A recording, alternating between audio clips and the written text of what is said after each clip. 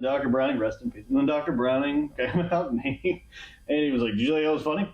Yeah, I sure did. It's like, you do know what happened? It's like, yes, I play baseball. He's a JV baseball coach. I'm very aware of what happened. At that point, though, Dr. Browning just didn't care. Yeah, he didn't care. And welcome to our podcast. They gave me my life quote after that. They were afraid of what I might say given free speech in a public forum. Yeah, he wasn't allowed to do announcements anymore. That was his last one. I wasn't allowed to speak at graduation either. They took me off of that. They gave it to Will Long. Shout out Will Long, wherever you're at. All right, welcome to Between the Downs. Today we are going to talk about sports as we are every day. And our hosts, I'm Donnie. I'm Cody with a T.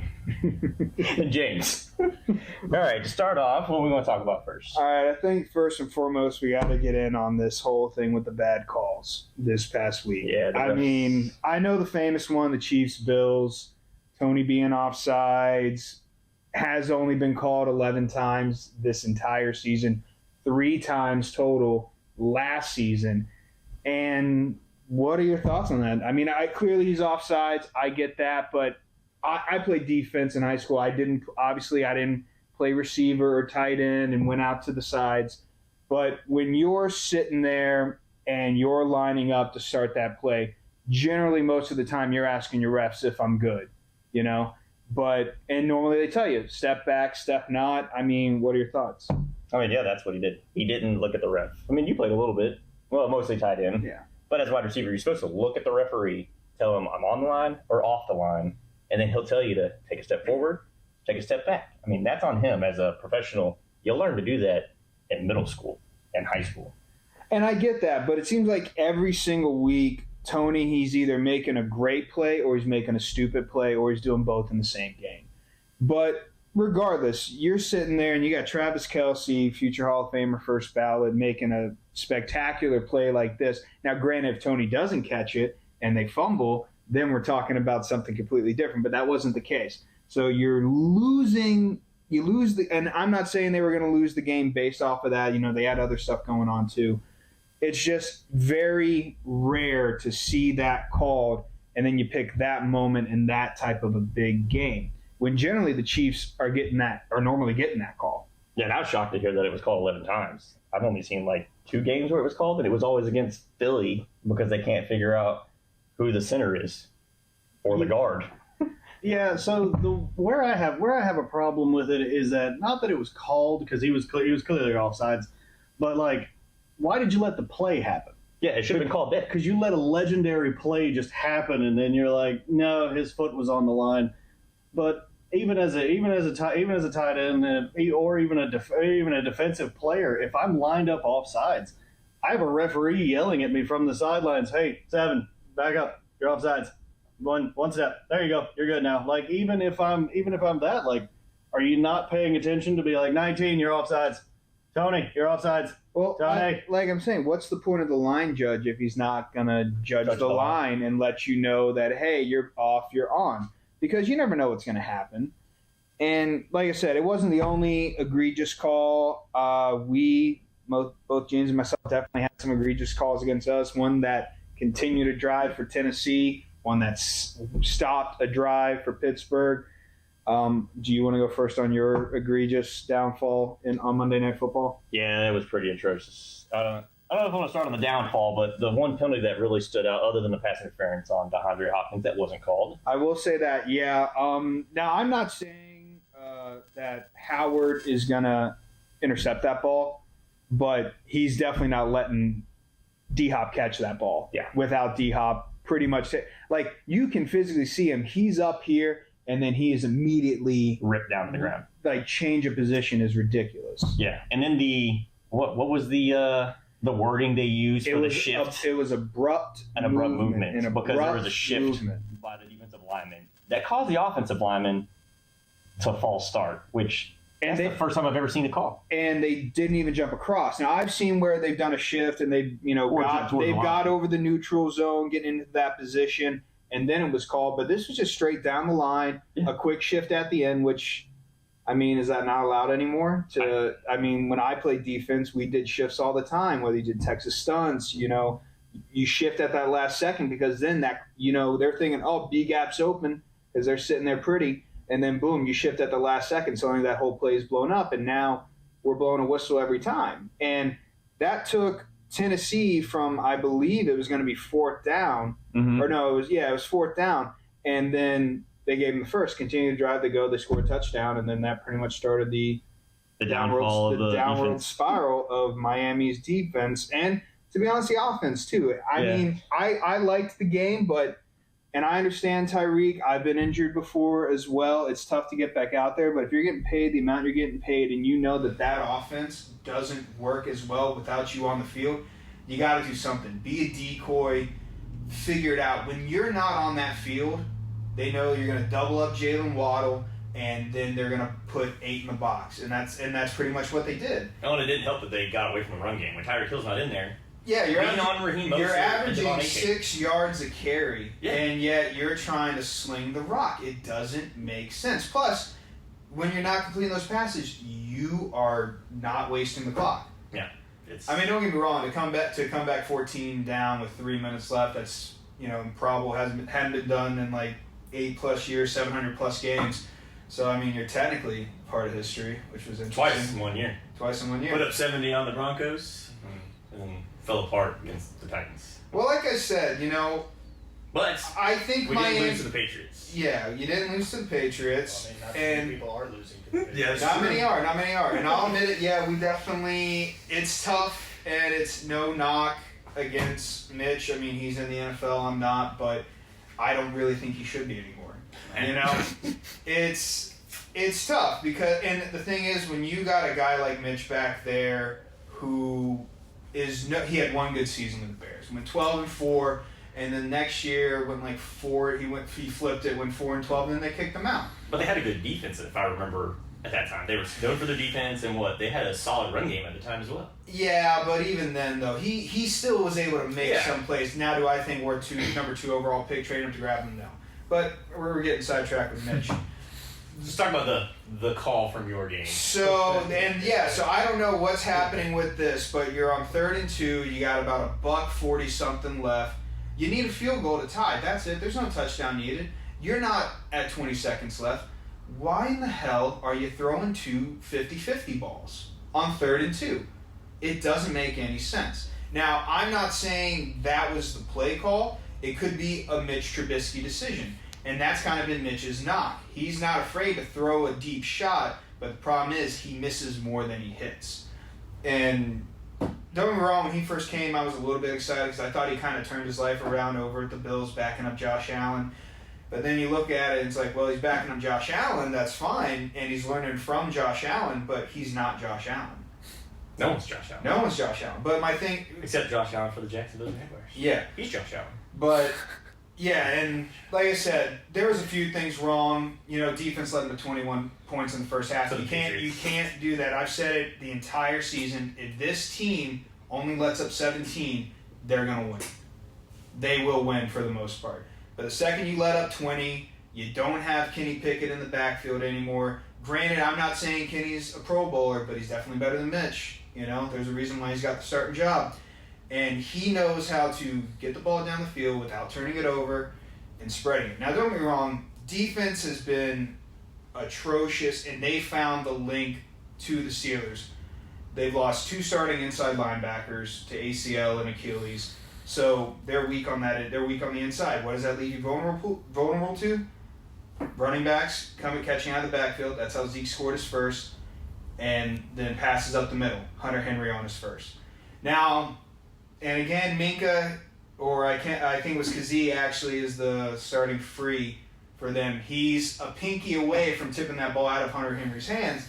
But Zappe put it on him. Zappe had a great game. I can't take nothing away from him. But yeah, this the second week in a row where Steelers have let 2 slip away, and they should be 9-4, not 7-6, and challenging Baltimore for, I would like to say, the AFC North. But now we're going to be lucky to even make the playoffs, and if we do, I don't see us getting out of the first round unless we somehow play Jaguars and Trevor Lawrence isn't fully healthy. Other than that, and you thought your problems were over when you got rid of Matt Canada? Well, they should have been, but what people tend to forget is that it's still Matt Canada's system. I know he's not there, and Mike Sullivan and I forget the other guy's name, are calling the plays, but these plays are still oriented from Matt Canada's system. So what I'm hoping for next year, as I'm already looking forward, we're not winning the Super Bowl. If we do, I'll cry all day long. But what they basically do, you got to hire a new OC for sure. Secondly, you got to get a better veteran presence in that locker room, especially on the offensive side of the ball. Because that's the thing. I don't think anyone on offense is feeling it right now. You know, your longest tenured offensive starter is Deontay Johnson, and he's afraid to go after a fumble. He's bored. He's upset that he's not getting 18 catches a game.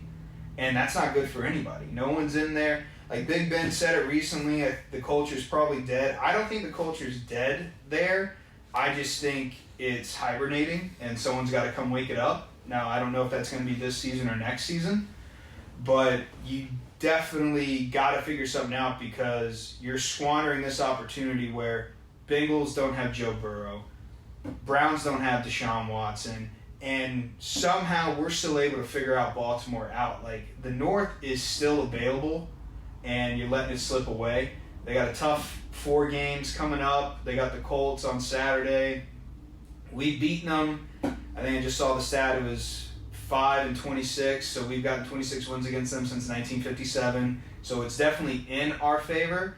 But like I said, unless some miracle happens where Mitch somehow figures it out, or maybe they put Mason in. You know, he's been sitting there for 4 years. He would love a shot, but that's, you know, it's going to be how it all goes. So Well, fingers crossed. But I'll tell you a team that I really am surprised with, who's really turned around. Your Denver Broncos, Cody. I tell you. Yeah. You know, like James said, letting up a 70-point shellacking on them. And then it's like it lit a fire under you guys. The defense is definitely buttoned up for sure. Trust me, my fantasy team knows.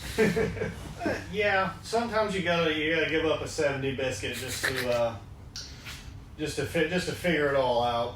Like we knew coming into the season that we had enough young pieces and enough weapons for good old Mr. Unlimited. Shout out Russell Wilson and your weird commercials. But you know, we just had to believe. I'm glad we didn't destruct everything at the trade deadline, like everybody said that we were going to, and I'm sure we got plenty of phone calls. But we're getting back on, and we're actually like 1 game out from Kansas City from taking the division. So that's gonna be fun. It's gonna be fun to do. Yeah, that Buffalo loss was big for you guys. Well, what I noticed, too, is that I feel like Russ is getting back to old Seattle form. Now, if you remember when he was winning the Super Bowl, getting to another Super Bowl with them, it was more relying on the defense, the Legion of Boom, dealing with that run game, which they are with Javonte Williams, and then him making the key pass when he needs to. You know? Because Russ is a good quarterback, Pro Bowler, but there's a reason why he's never gotten an MVP vote before in his entire tenured career. He's not an MVP caliber quarterback, but he's good enough of a quarterback to where if you got a great defense, you got a run game that's going to be able to handle it, he's going to do enough to get you the wins. And he wasn't getting that with Nathaniel Hackett. Jets, sure enough, aren't doing it either. It feels like only Aaron Rodgers can run that offense. Although Zach Wilson had a hell of a game last week. AFC Offensive Player of the Week. If you told me at the start of the season that he was going to get an Offensive Player of the Week, I would say you're crazy. But he did it, and I got to give the props up to him. But well, not just Zach Wilson. Who was NFC off? Tommy Cutlets, baby. Yeah. Tommy Cutlets. Yeah, we got can't. some. I'm excited for it. I mean, it's always nice when you see like an underdog come in and play a good game and get an award like that. Do I think he's the new starter for the Giants going forward? No. No, they just paid Daniel Jones. They're not going to replace him. Oh, I forgot. There's no way you get rid of a quarterback you just paid for. I mean, you can. It happens all the time, and it's not the league is. What have you done for me lately? I should pay him 5 years, like $200+ million. Yeah. Don't get me wrong. I feel like it was probably the wrong move, but again, they're shopping around right now. I mean, you got a very heavy quarterback class coming up into it, And I'm not saying, they got to start right away. So you give him a year behind Daniel Jones and suddenly he's out the door. I'm not going to say I'm shocked. But I digress. But speaking of quarterbacks, let's talk about these recent injuries that have been coming afoot too. Justin Herbert out for the year. Chargers are pretty much calling it quits, which I think that pretty much kicks Staley out the door as well. Yeah, that brings up the other conversation that we had talked about earlier. Yeah, well, speaking of the Chargers, let's just see. I mean, you got a solid squad. That team on paper is fantastic. And fairly young. Fairly young, but somehow still not able to get it done. I believe it is the coaching, unfortunately. Staley's definitely out the door, but who do you think takes over? Like, what do you think they should do with the rest of the season, I guess, in regards to Staley, the situation with everybody? What do you think? I mean, there's not much you can do. Like, I didn't even know who their backup quarterback was. I don't even remember his name. Eastwood, that's right. He was weird. Where'd he come from? That I don't know. We're lucky either. I knew Eastwick. So, I mean, he started, I think, a game for Herbert when he, hurt his other hand. Earlier this year, was it? Yeah, I think it's Chad Eastwick. Yeah, and he's all right, but personally what I would be doing, and I know it's kind of dumb to make this move this late in the season, but you're not in playoff contention. You just lost your $250 million quarterback. I say you let Staley go, and you let Kellen Moore take the reins for a bit. See if he is. Because let's be honest, he's definitely going to get some phone calls for jobs, and he's already in the building. And let these next 4 weeks kind of act as like a tryout, a little audition to see, is he able to handle running a team on its own? You're not expecting for him to win the next 4 and finish the season out strong, especially without Justin Herbert. But, I mean, his offense is decent enough, they're top 10 in the passing. Rushing, they're on the bottom end, but let's be honest, they've never really been known for rushing anyways. I mean, Plus, Eckler missed, 5 weeks? Well, regardless, Eckler's a great running back. He's never rushed for 1,000 yards. He's never rushed. They are a passing-oriented team based off of how, you got Keenan Allen, Mike Williams, that Quentin Johnson kid. Personally, I think he's running it well, but what you got to do is you got to get a new defensive guy in there. And you got to get rid of the mindset that analytics are always the answer. Don't get me wrong, if Brandon Staley was hitting on more of his analytics than he was missing, he's probably still staying. Unfortunately, that's not the case. And I think Justin Herbert getting hurt, I think the writing was already on the wall for Staley, but Herbert being done for the year, he's pretty much out the door. And even on his press conference, he's talking about how the play calling's good and the players aren't executing. I mean, he's pretty much just trying to write his own, hey, look, when he's applying for jobs next year, hey, it's not me, it's them. Yeah, because you can't have a young quarterback like Herbert just wasting away with a head coach that's not getting the job done. Well, even so, with Herbert, don't get me wrong, great quarterback, but I think it's kind of like a Phillip Rivers 2.0. He's great for passing, he's great for statistics, and if you want him on your fantasy team, you grab him, but is he going to win you the big game? Is he going to, when, you got to have a game-winning drive? He's proved it this year. They're 2-5 in one possession games. He's sitting there, and you're going down. You need a field goal, and he's throwing interceptions, or you need a touchdown, and he's getting sacked for the last play of the game.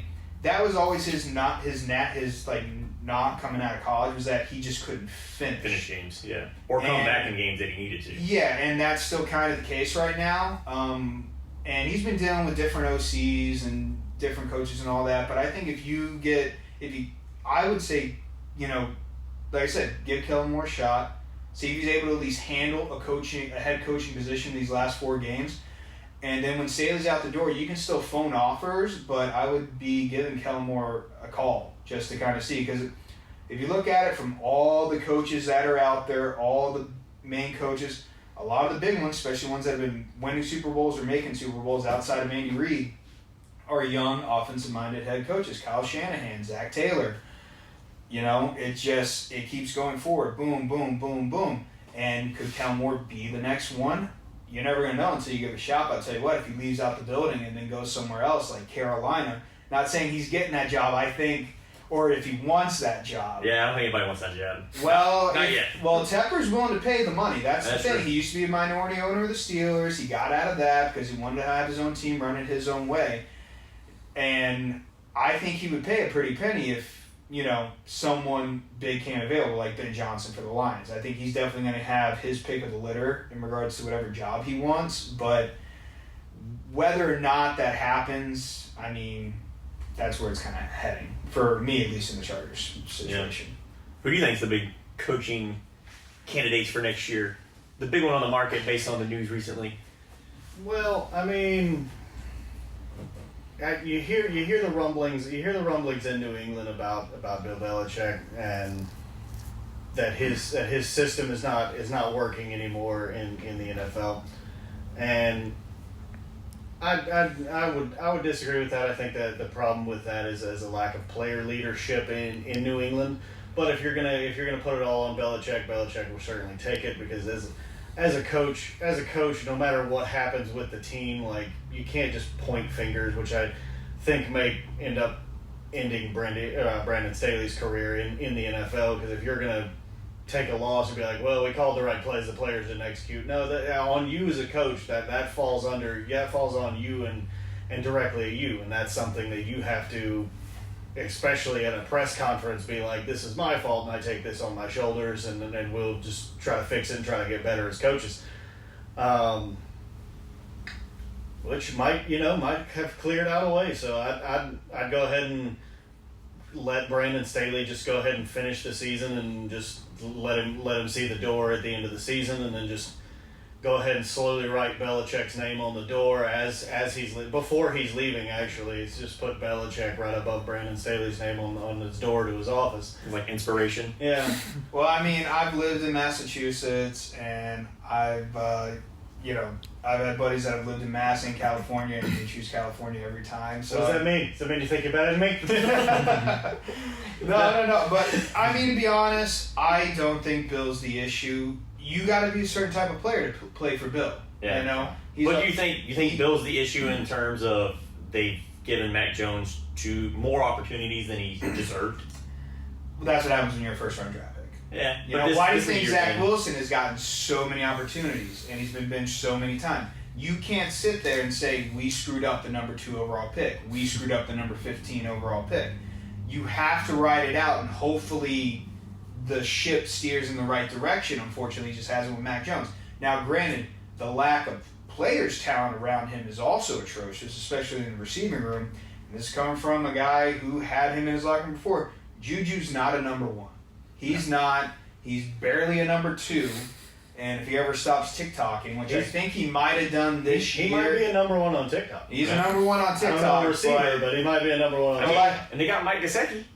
I mean, thought he was going to a better place after he left Miami. I think he just wanted the money. That's the thing. Yeah. And he went to the highest bidder. But yeah, with Bill, I think personally, you are gonna have a top 3 pick if you play your cards right, and if you would have lost to us, then you probably at least would have had a top 2 pick. But they're definitely gonna get one of the guys, whether it be Caleb Williams, Drake May, or Jaden Daniels. I know he's been hitting up hot lately. So you definitely have a shot to get one of those key guys.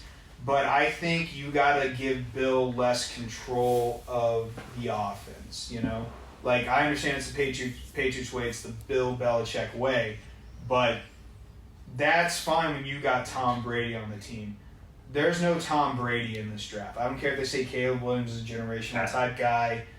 I don't really see it, but if he is... Even Tom Brady wasn't a generational. Yeah, but Tom Brady was for a while, he was, I got to listen to Bill. And now every swinging dick that comes in the league thinks they know best. And it's like, you don't. Just because you were hot shit in college doesn't mean you're going to be it in the NFL. That's how it works. Mm-hmm. So I don't think Bill's the problem. I do think his general managing skills are a bit of an issue. So that's something he has to talk about with Robert Kraft. I think they're probably still going to keep him on, personally. But, again, that's between him and Bob. I know there's reports saying that it's basically done, writing's on the wall, but until you hear it from Bill or Robert Kraft, there's really no point in taking it to heart. Yeah, because Bill doesn't answer any question he doesn't want to. And, I mean, if you want to let, arguably the greatest coach of all time walk out your door, who still wants to coach, who's still vital, who can still put up Bill's not known for offense, he's known for defense. And New England is still a top-tier defense. That's what I'm getting at. So if you want to be that team that lets him go, be that team. I don't know who you're going to grab out there that's better. I mean, don't get me wrong. Like I said, Ben Johnson, I bet he would love to go to New England, work for the New England franchise. But if you don't got a quarterback, there's no point. Yeah, exactly. Or no receiver. And Belichick's going to stay in the NFL because he's chasing Shula. He's going to stay till he gets Shula. I mean, we all saw that coming. We all know it's going to happen. When? I don't know. If he stays in New England, they don't figure it out. It's going to be another 10 seasons. But, I mean, like I said. It's hard to get Shula when you're getting 2-3 wins at a time. Yeah, another coach I wouldn't be surprised. I think Ron Rivera for Washington's out the door. Yeah. Unfortunately. Yeah, and that's not his fault. You know, he's a defensive guy, and they traded all his defensive linemen. You know, the secondary's trash. They're letting up 30 points a game in the NFL. Well, they can put up 30 points a game. Yeah, the offense isn't the issue, so that's why I think probably they're going to let Eric Bieniemy run with it. We had this conversation earlier. I was like, he left Kansas City behind the shadow of Andy Reid and went to Washington, and guess what? Washington's offense is doing what they need to with a rookie quarterback, but the defense is just not there. Yeah, Sam Howell's definitely slinging the ball. Brian Robinson's running it. So, yeah, like I said, I think Ron Rivera is unfortunately out the door. Do I think he lands somewhere? For sure. Where? That's the question. Back to Carolina? No, Tepper's not going to do that. Tepper wants to get a new fresh meat in there. I think he'll end up in the defense. Yeah, that's probably right. I mean, at a certain point as a coach, you have to just figure out you're not a head coach or a coordinator. And there's nothing wrong with that. Yep. He was fine as a head coach, Josh McDaniels. Yeah, but he was fine as a head coach at Carolina. You know, I walked him all the way to a Super Bowl. 15-1 season. Got to Washington. Washington wasn't terrible. It's just suddenly you're trading everyone away and you're doing this and you're doing that.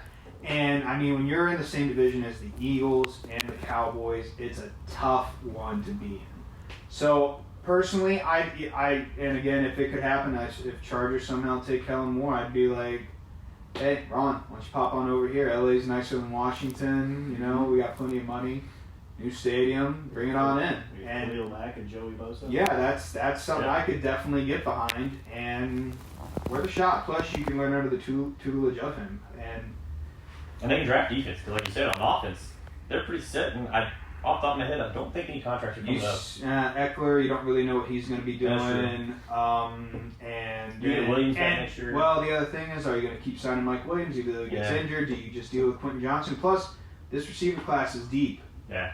You're not getting Marvis Harrison, but Neighbors, Ozune from Washington, I like Ozune from Coleman from FSU. These are guys that can be game changers.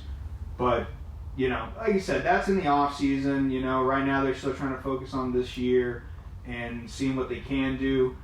But if Staley's out the door already, what's the point? You might as well just get rid of him now and then give Kellen Moore a practice round, see how he's doing with these next 4 games, see if he can handle being in the spotlight, handling those press conferences, and he'd probably be first on your list coming out the gate.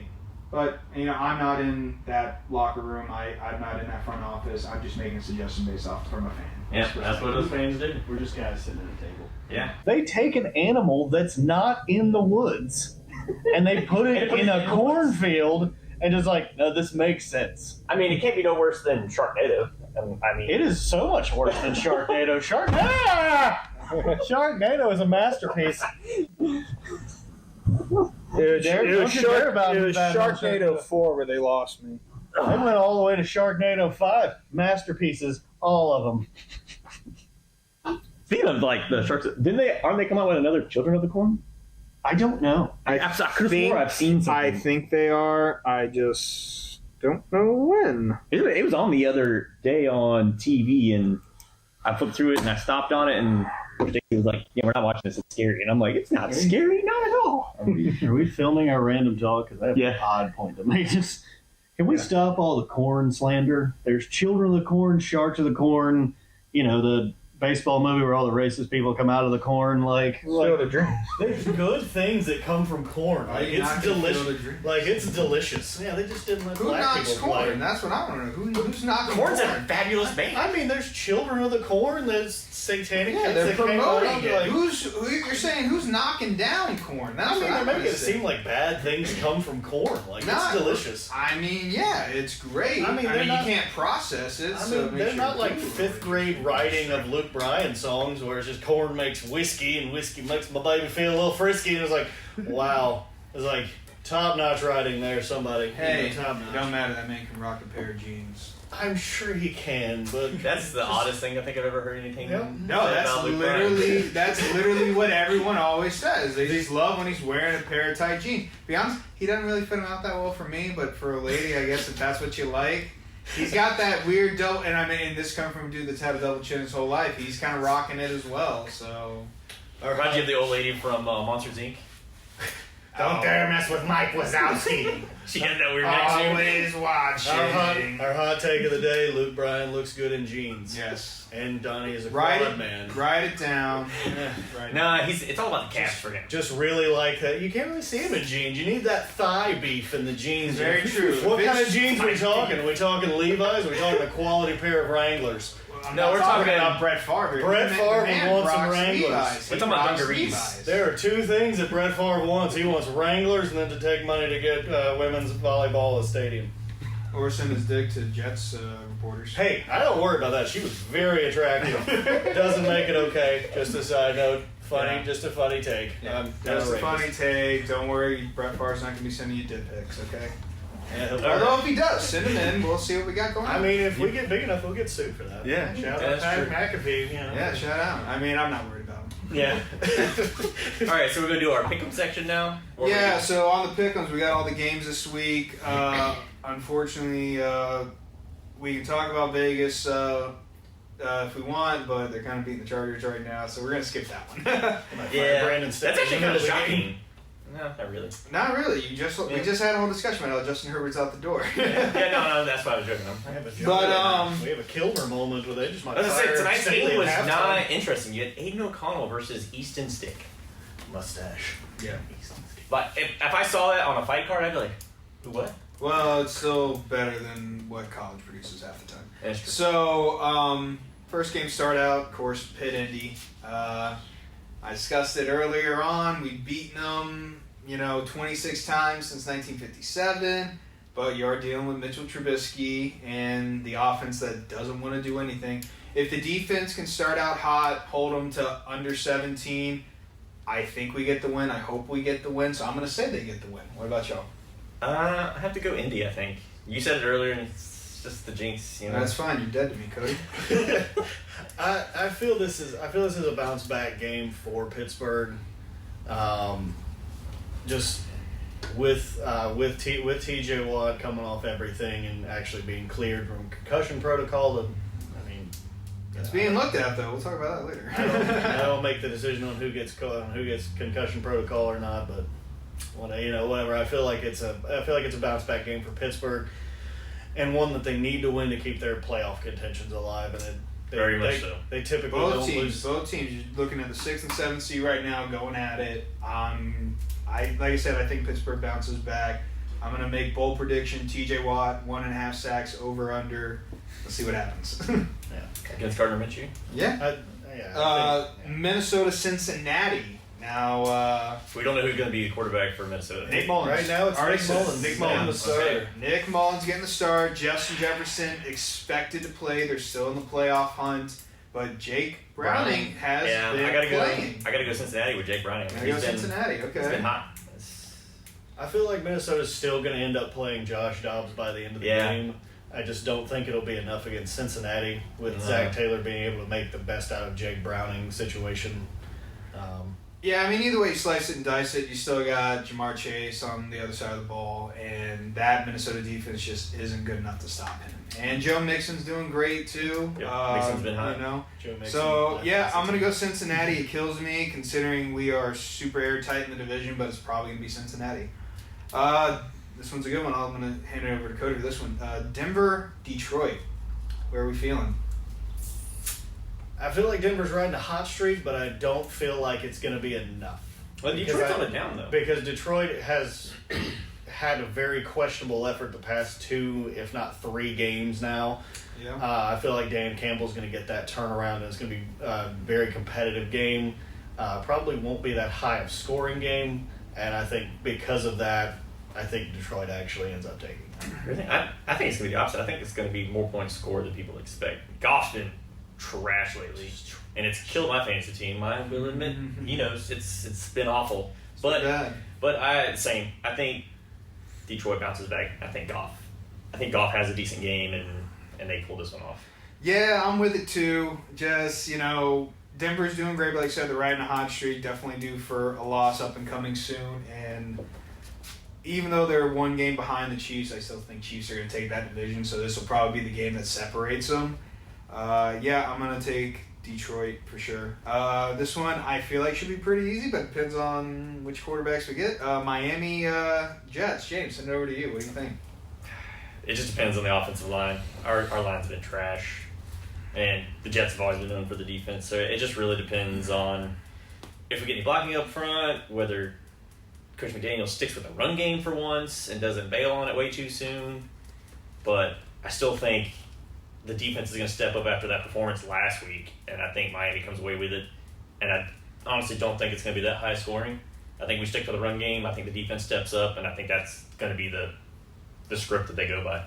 Yeah, that's what I'm thinking too. It's going to be low scoring. I can't remember what the score was a couple weeks ago when they played each other, but definitely I don't think Zach was a flash in the pan game, unfortunately. Yeah. I'm glad that he got it in. It kind of shows that he still has some life left in him for when he's kicked off the Jets for next year.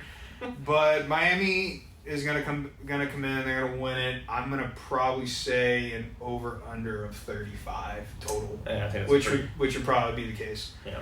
Cody? Yeah, Cody. I don't want to get into my thoughts on Nathaniel Hackett and his just bag of garbage, going home and hoping that Aaron Rodgers is healthy every week. I do think last week was a flash in the pan for Zach Wilson. I think he will be playing better throughout the rest of the season just because he'll be auditioning for jobs elsewhere, maybe even in the CFL. Who knows? Well, like you said, what are they going to do? Bench me? He's pretty much playing with the house's money, and he knows he's not going to be there next year. And he knows that teams are going to be needing some quarterbacks, so he's just going to go out there and give it his all. It's the end of the season. Can't hold anything back. Just wait, Zach Wilson. They're coming for you. There's a lot of teams out there with a lot of mothers of players that are probably attractive that you can go after. But in this one, I think Mike McDaniel gets a turnaround, and I think has a decent game plan to hide the fact that he's got a lot of injuries on the offensive line. I think it also depends on the health of Tyreek Hill, but we'll see what happens. So Houston, Tennessee, that one's going to be an interesting one. You don't know if C.J. Stroud's playing. If he doesn't play, I think it's going to be Tennessee. Yeah. If he does. And they just Nico Collins definitely probably not playing. At least according to my fantasy, he's still questionable. Yet he's got 0 on his points. So I'm going to say he's not playing. You lost Tank Dell. Your running game hasn't really been as great lately with Singletary and Pierce in the backfield, and Tennessee is riding that high of, kicking Miami's ass. So I'm going to say Tennessee definitely takes it.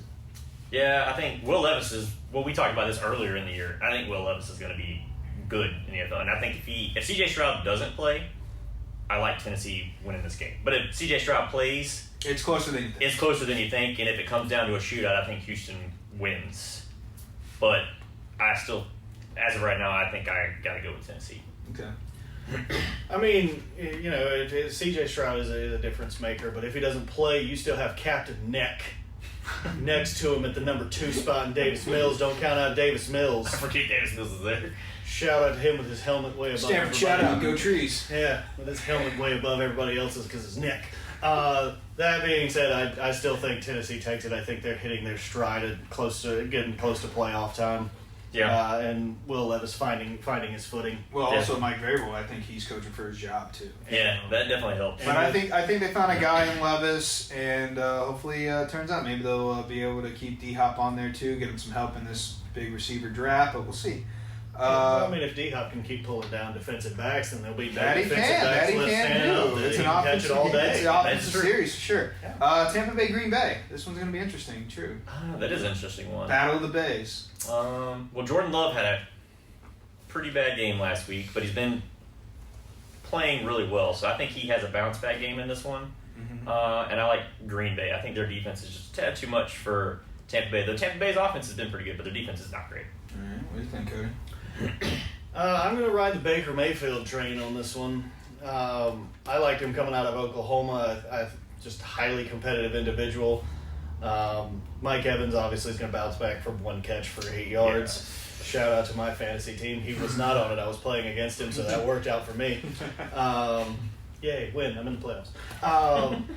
But yeah, I think that Tampa Bay's offense gets rolling, and I don't think that Jordan Love can score enough points to keep up with him. Well, woo. I'm on the Baker Mayfield train too. Yeah. It's just something about it. Jordan Love, he's been a roller coaster this year. It's been up and down. Plus, you have no clue who's going to be in the backfield running. Aaron Jones has just been a waste of space. Thank you for letting me take him as my number 2 running back in 2 leagues. Don't worry, made the playoffs in both those, so we're still fine. Well, they have a lot of receivers that are. Could have taken A.J. Dillon. A lot of them are. Don't worry, I have him. I have A.J. Dillon as well. But yeah, I mean, and Christian Watson, he was hurt last week. We'll see what he's like this week. Jalen Reed, that kid's really coming on. But He is. it's just something about, like you said, Baker's tenacity. He wants to win. And the thing is, with that win last week, they're leading the NFC South, and they're trying to. Someone's got to win it. Why not them? Somebody's got to. Why not For them? the love of God, let somebody. Yes. All right. Jeez. Speaking of NFC South, New Orleans versus the Giants. Can Tommy Cutlets, get a win over the Saints? What do you think? I don't care what you say. Tommy DeVito's the GOAT. Tommy DeVito all the way. I like what Brian Daboll can do. The fact that he can adjust and make a game plan that fits Tommy DeVito and actually gives him the opportunity to be successful. I'm riding the Tommy DeVito train. Okay. I got a handful of Giants fans that really like to hear me say that, and hopefully they will. Yeah. Watch us, guys. I think if it wasn't for so many injuries on New Orleans, I would say New Orleans, but I got to go Giants as well. Riding the hot streak, DeVito's got that confidence now that he can win. And, once you get that feeling, you're like, you chase it. And I think that's what he's going to be doing. I hear you. I'm going to switch it up. I'm actually going to go New Orleans. It also depends on what Derek Carr comes in. I think Derek Carr, this one, is going to come in and he's going to start slinging because he's also fighting for his job right now. He's making that contract that he got look a little silly right now. But it also depends on how they start utilizing their people more. I understand you paid Jamal Williams to get in there and run touchdowns, but he's not doing it. You got to start giving Kamara the ball more. That's not just because he's on my fantasy team. That's exactly what it is. But no, he's the playmaker. If you look at it from yard standpoint, catching, rushing, there's only one guy ahead of him in those yards since he came to the league, and that's Christian McCaffrey. And they are very close to each other. So when you got a guy like that, you got to utilize him more. I don't care if you pay Jamal Williams $8 million a year, which I can't even remember what they did. Yeah. But I think if Derek Carr comes back, that defense is strong enough to handle Tommy Cutlets and Saquon. So I'm going to say New Orleans takes it over. And then one more NFC South matchup head to head, Atlanta Panthers. We got a couple buddies that are split on this. Yeah, Boyzo, shout out. Yeah, Boyzo and Ernesto. I feel it's obvious Atlanta's going to take this. It's Carolina. I mean, if it's me, normally you're just losing so you can get that top-tier pick, but unfortunately they don't have it. Chicago does, so you're just fighting right now. Bryce Young's still trying to figure it out. They're without a head coach, and Atlanta is still fighting for that NFC South spot. I got to give it to Atlanta on this one. Yeah, got to go Atlanta. Sorry, Ernesto. I still think Carolina's got it. They don't even have a draft pick to fight for. Sorry, all Carolina fans. I know we're in South Carolina, but it's obvious. Yeah. Well, right now, Carolina is a dam that's just leaking absurdly, and Bryce Young is trying to be the Band-Aid that's covering the whole thing, and he's the little Dutch boy with his thumb in the hole, but it's not working too well for him. I like my analogy better. I got to say damn. Well, that's why you're to the left. Either way, yeah, that's right. That being said, I don't think this game is remotely that close. I think Atlanta takes it, mainly just because of Arthur Smith and his mustache. Doesn't have a lot of positive things going for him, but he does have a quality mustache, so that's good. And you like a good stash. Yeah. You like a good stash. Yeah. Chicago, Cleveland. This one, I guess I would say is a team bit interesting. Justin Fields, he's been playing okay, not great, but doing enough. He's got a great connection with DJ Moore, and I believe, hopefully, they're finally just going to give Dante Foreman the backfield and let him run it like he's supposed to, like he did in Carolina. But, if Joe Flacco can go out and sling 3 touchdowns like he did last week, Cleveland's going to take this home. And it pains me to say that defense is still top-notch. It is. And I think they're going to take it home, which means the AFC North is still going to be just as close as it started last week. So I got to give this one to Cleveland. Yeah, same. I think Cleveland, Joe Flacco, he knows how to sling it. They have offensive weapons. The Joker stepped up last week for the first time all year. But he scored 4 touchdowns all year, and 2 of them came last week. So he's gotten his stride as of late with the different quarterbacks. And Which doesn't bode well for that $230 million Cleveland shelled out. But again, that's different story for a different day. It could be perfect timing for a playoff push. They finally starting to get their key weapons. And they're definitely wanted since they haven't gone since 2020. That is Cody? very true. This comes down to the greatness of Delaware Blue Hens former quarterback Joe Flacco. I think Flacco takes it. I think Flacco performs again. Although he threw to Njoku a bunch, it really wasn't hard. There wasn't a defender within 30 yards of David Njoku for whatever reason. I'm not sure, but whatever Flacco's doing, he's gonna ride that train, and hopefully Cleveland will be all right. Maybe some massages are in order if they lose. We'll see. Watson's got the bill full to make it happen. Kansas City, Patriots, writing's on the wall. I don't think they're going to play like they did last week. I got a lot of friends up in New England that are definitely going to say different, and I got a few that will say the same. Kansas City's going to take this. It's not the same rivalry like it was when Tom was there. So, yeah, Kansas City, landslide, no questions asked. Yeah, I don't think I'm going to spend much time on this one, Kansas City. Yeah. Well, I could spend time on this one, but there's not really a reason to. I got friends out in Kansas City, to go against your New England friends, donkeys all the way. But yeah, this game's not really close. Andy Reid, Patrick Mahomes, All right. Kelsey, especially if Taylor Swift's there, then they just dominate and it's not even close. Well, they did lose last week with Swift there. Another one I think pretty cut and dry, Niners, Arizona. You got the MVP, Brock Purdy, slinging the rock back there. That's a different discussion. But it's a top-tier offense and a top-tier defense versus a team that's Bottom tier, both. Bottom tier, trust me. So, yeah, I'm not going to spend much time. Niners take this one, hands down. No questions asked. Yeah, got to go with 49ers. I'm going to go with the 49ers, but I will have fun watching Arizona try to play offense. That San Francisco defense is ridiculous, and I don't know why, but it's absolutely hilarious to me to watch Kyler Murray run because he looks kind of like a toddler that you just said, hey, what do you got? And he just takes off running like runs loose in the toy store. Yeah, that's exactly what I was thinking. 35 points for my defense. Well, I've lost this week. That's fun. It's been fun. Was that your playoff run too?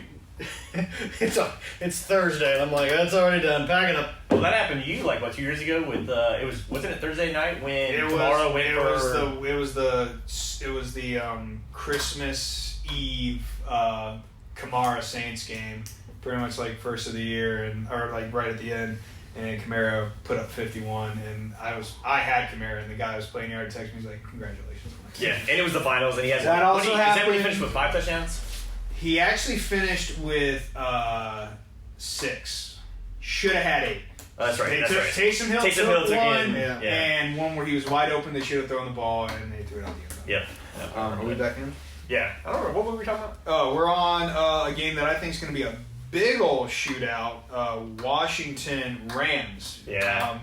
Washington's giving up 30 a game. Rams are still slinging that ball, and God forbid, Kyron Williams is definitely running it. Hopefully he doesn't do that well this week. I'm playing him. But, I think Rams are going to take it. Unfortunately, that Washington defense is just so bad that their offense isn't going to be able to keep up. I still think Sam Howell's going to throw for over 300, 2 tutties, maybe run one in. Fingers crossed. But, yeah, I got to give it to the Rams. Yeah, I think I'm going to go Rams. Matthew Stafford, I think his experience comes in this game, the weapons that he's got. It's kind of hard to stop Kupp and Puka. It's just, and when you got Kyron Williams in the backfield too, it's like who are you gonna focus on? You got too many weapons. I think they're just too much. They'll be too much for Washington. Very true. Very true. The fact that Aaron Donald can't be everywhere for that Rams defense is painful to watch sometimes because the man's just good at what he does, and then they just give up everything else. It's like, are we running at Aaron Donald? No. It's like, then we're going to be successful. That being said, it will be a relatively high scoring game, and I hope the Rams will come out of it, mainly with probably 20, 30 catches from Cooper Kupp and a couple 100 yards, and maybe that's definitely possible versus that Washington team. Maybe a few touchdowns. I'm thinking 7. That sounds like a good number for me. I need like 100 points from him, especially with Las Vegas's defense. Very true. 35 fantasy points. Definitely. It's not even over yet. Yeah. The game of the week, in my eyes, just based off of the teams, you got Dallas, Buffalo. Buffalo coming off a big win versus Kansas City, who I personally thought was probably still the team to beat in the AFC. It's gotten a little downwards hill, and Dallas has just been playing great ball. Dak's playing MVP ball. It's in Buffalo, though. It's in Buffalo. It's a little bit tougher than on the Dome, but something about Dak and that offense and that defense is. They know how to turn the ball over, and you're versing a guy who loves to get the ball away. Loves to get the ball away. So I'm gonna say Dallas, but I'm gonna probably say closer than people are thinking, maybe 3-4 point difference. It's a tough one. I mean, we were talking about this earlier. I think that the Buffalo Kansas City game, neither team played their best football. It was it was a good game to watch in terms that it came down to that play, but it wasn't neither one playing at the level that we're used to them playing. And like I said, I just think Dallas is playing too good right now. As much as I hate to say that, I just think Dallas beats them. I mean, coming from somebody who's a Miami fan, I'd like to see Buffalo lose, but I don't know who I'd dislike more, Buffalo or Dallas. But everyone hates Dallas. Yeah, I think New England now that New England's playing. Sorry, guys. I think I got to go with Dallas. Yeah. Cody? For me, it depends on who's calling the game. If it's Joe Buck and Troy Aikman, they will hype up Josh Allen like nobody's business. I haven't seen it since John Madden would talk about Brett Favre. Like, there was one thing that man loved, and we thought it was football. It was not. It was Brett Favre. That's the same way that Joe Buck and Troy Aikman talk about Josh Allen, except we have to deal with two of them instead of just one guy. Where at least Al Michaels could be like, "Hey, let's get back on track." They'll just keep going with Josh Allen, but I think Dallas is in line for a big loss. They typically play like the best team in football for a few games, and then they all of a sudden have a random loss. Well, their schedule, not to cut you off, is probably one of the hardest in this last 4 weeks. Like, Philly's versing teams, all 4 teams below 500, and Dallas is versing pretty much. They got Philly one more time, I believe, and they got Buffalo, and they got a couple other heavy hitter names. So it's definitely. No, they played Philly last week. Well, I thought they played one more time though. No, they played each other within a 3 or 4 weeks. They probably did. But either way, I know that their schedule, from the looks of it, is a lot tougher than Philly's. So yeah, I think you're right. They might be inclined for a game to lose. I just don't think it's this game, unfortunately. Josh Allen's going to probably turn it over 2-3 times. Yeah.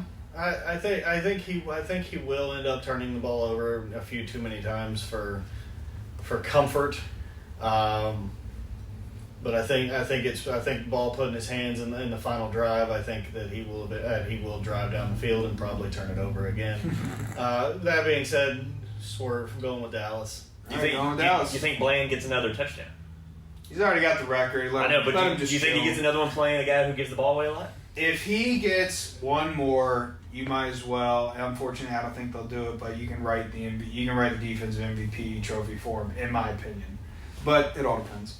Baltimore Jags, pains me to say, again, I think hopefully the AFC North is probably going to go 4-0 this week. Lawrence, he's still kind of fighting that high ankle sprain that he miraculously came back off of.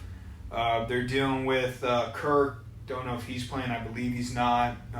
Yeah, I think he got put on the IR. Yeah, he did, actually. And Baltimore, somehow, they got a horseshoe up the ass, and they are just able to win games. And that's the name of the game in the NFL, win the games. And they are doing it, so unfortunately I got to go Baltimore on this one. Yeah, I got to go Baltimore. I think they'll get after Trevor, and this past week, I was shocked that he even played, and you could tell he was limping, and he took a couple hits where it definitely showed on his face that he was in pain. So I just think Baltimore's defense is better than people give them credit for. And I think Baltimore wins this one too. Shout out to all the fantasy owners that drafted Calvin Ridley after seeing that one video where he was running real fast. Because same, I saw it and I was like, well, if he's doing that, he's up to game speed, so he should be pretty good. No. He had, like 2 or 3 good weeks? Yeah, sure. Those weeks I didn't play him. I play him on the weeks he gets 3 points. Hopefully not this week, because I think I played him. Yeah, maybe. Who knows? But, what were we doing? I do think the Ravens take this. Coastal Carolina boy Isaiah Likely taking over for Mark Andrews. It was done for the season. Hopefully he can carry on good performances and he did score last week, didn't he? Yeah. Yeah. So hopefully Baltimore gets a win against a Jacksonville team that for some reason hangs around but doesn't put up very many fantasy points. Do you think it's likely that Likely gets another touchdown? Spoken from somebody. Fingers crossed for someone starting him this week. I've had Trevor Lawrence all year, 16 points a week. Yeah. Final game, Philly, Seattle. I know Philly's had some tough rounds, lost 2 straight. I got to roll with Philly on this one. Seattle, especially with they don't know how Geno is right now. Does he come back? Does he not? Kenneth Walker definitely hasn't been coming in. Charbonnet hasn't been doing enough. Even though the Philly team, that offense hasn't been, and I use this word a lot, and unfortunately, as sexy as it was last year, they still find a way, and I think that defense is going to step up. And they're going to take it home versus Seattle on Monday night. Yeah. I think the last showing of Seattle was kind of rough because they didn't have Kenneth Walker. I want to say Geno was playing through injury. I think he might have even left that game. No, he did. He did not. They sat him right before. He had some sort of injury. Drew Lock came in, played great. 2 touchdowns, 200+ yards. The last time that they played Philly, which was only a couple weeks ago. Well, I don't know why they played Philly twice now in the same division. I feel like they did. No, they didn't. It's okay. So Cody, back to you. So you're taking Philly? Yeah. All right, Philly it is. Cody, what do you think about Philly? I know you were. I'm thinking that we're going to see some sign language by DK Metcalf again, although this one might not be celebratory touchdowns. This one might be the finger to the Philadelphia offense. Because Philadelphia, right now you're not running things well, so stick to what you do run well. So I'm going to predict 30 rushes for 90 yards and 7 touchdowns on just the tush push alone from Jalen Hurts. Heck yeah, I believe in this. Just write it down, stamp it. That one's a fact right there. Seal it and mail it. Great. I think that's just how it's going to be, unfortunately. Fingers crossed it does happen like that. But we'll see what happens. Run into it. Let's get to our fantasy portion. I'm really excited since we were pretty much talking about it the whole time. It's all right. Hey, it's close to playoff time. This is our fantasy portion. Most of us are in them. Some of us aren't. Yeah. But it's okay. I'm not in ours. In ours, yeah. In ours, no. In ours, it's a very very tight race. So 4 teams makes no sense. we can start with a few of the stardom sit-ems that I believe are definitely probably going to do great. For the quarterback side, of course, Matt Stafford versus Washington. He's going to be slinging the rock all over the place. I think you could start either of those quarterbacks, and I think you can, and that's probably what's going to happen. Also, Wilson versus Detroit. Detroit defense has really been sloppy. They haven't been able to get to the quarterback, and Wilson has been coming on. He hasn't been, a 20-25er, but he's a solid 15 to 18 points. And if you got enough people to make up for that little bit, then I would say go for him. On the sit-em side, I got to say Lawrence for Baltimore. He's hurt still, and Baltimore's defense is legit. And then Goff versus Denver. Goff just hasn't been the same. Maybe he'll have a bounce-back game, but that Denver's defense with Patrick Surtain and, those guys rushing the ball, I think it's going to be a little different. Plus, Denver is more oriented to stopping the pass than they are the run. And you got a two-headed monster back there with Montgomery Gibbs. So I probably see them running more than throwing, so probably sit Goff this week if you can.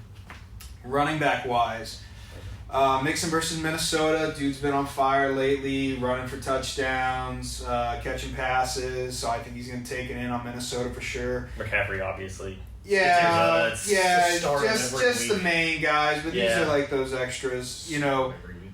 I think a surprise one will be Swift versus Seattle. I think you're right. They're going to be running the ball a lot more, and I think he'll get in the end zone. Now, they're off. They're stopped at the 1. We know what happens, but if they're at the 5, I think 92%. Swift might sneak it in. For Siddums, I got to go with James Conner versus San Fran. Just the entire Arizona offense. Pretty much, yeah. If you got an Arizona guy, maybe outside of McBride, you got to let him sit. And this one hurts me, especially since I have to play him. Kenneth Walker versus Philly. Fingers crossed he gets in the end zone, but he just hasn't been the same since the injury. And he doesn't get a lot of the passes because Charbonnet goes ahead and takes him in. So, unfortunately for that. Wide receiver wise, pretty much any Ram wide receiver, Kupp, Nakua versus that Washington defense. You pretty much put it to bed that that's going to happen. And then another guy kind of like Reed versus Tampa Bay. Yeah, he got a couple rushing touchdowns lately too. He has. They've been using him in double qualities, pass catching and running, which I like. And also Curtis Samuel versus the Rams. He's kind of that same Reed type player. They can get him on an in around. Now, are they both touchdown oriented? Yes, but if you're looking for a flex play, you got some injuries coming in, they're probably still available to pick up as well. So same with until they find out about Tyreek Hill, of course. Jalen Waddle's always Jalen Waddle, but you're going to be dealing with the sauce the boss guy and all that. DJ Reed or Cortland Sutton. He's a touchdown dependent, but he comes through. He is coming through. He comes through for Wilson when he needs him. Siddums, you got to go with Godwin versus Green Bay. He's dealing with that whole issue with his wife putting the coach on blast. That probably doesn't sit well with anybody. Yeah. Plus, Mike Evans is looking for a bounce back. Mike Evans looking for a bounce back, so hopefully he's probably going to go for 150 and at least a touchdown.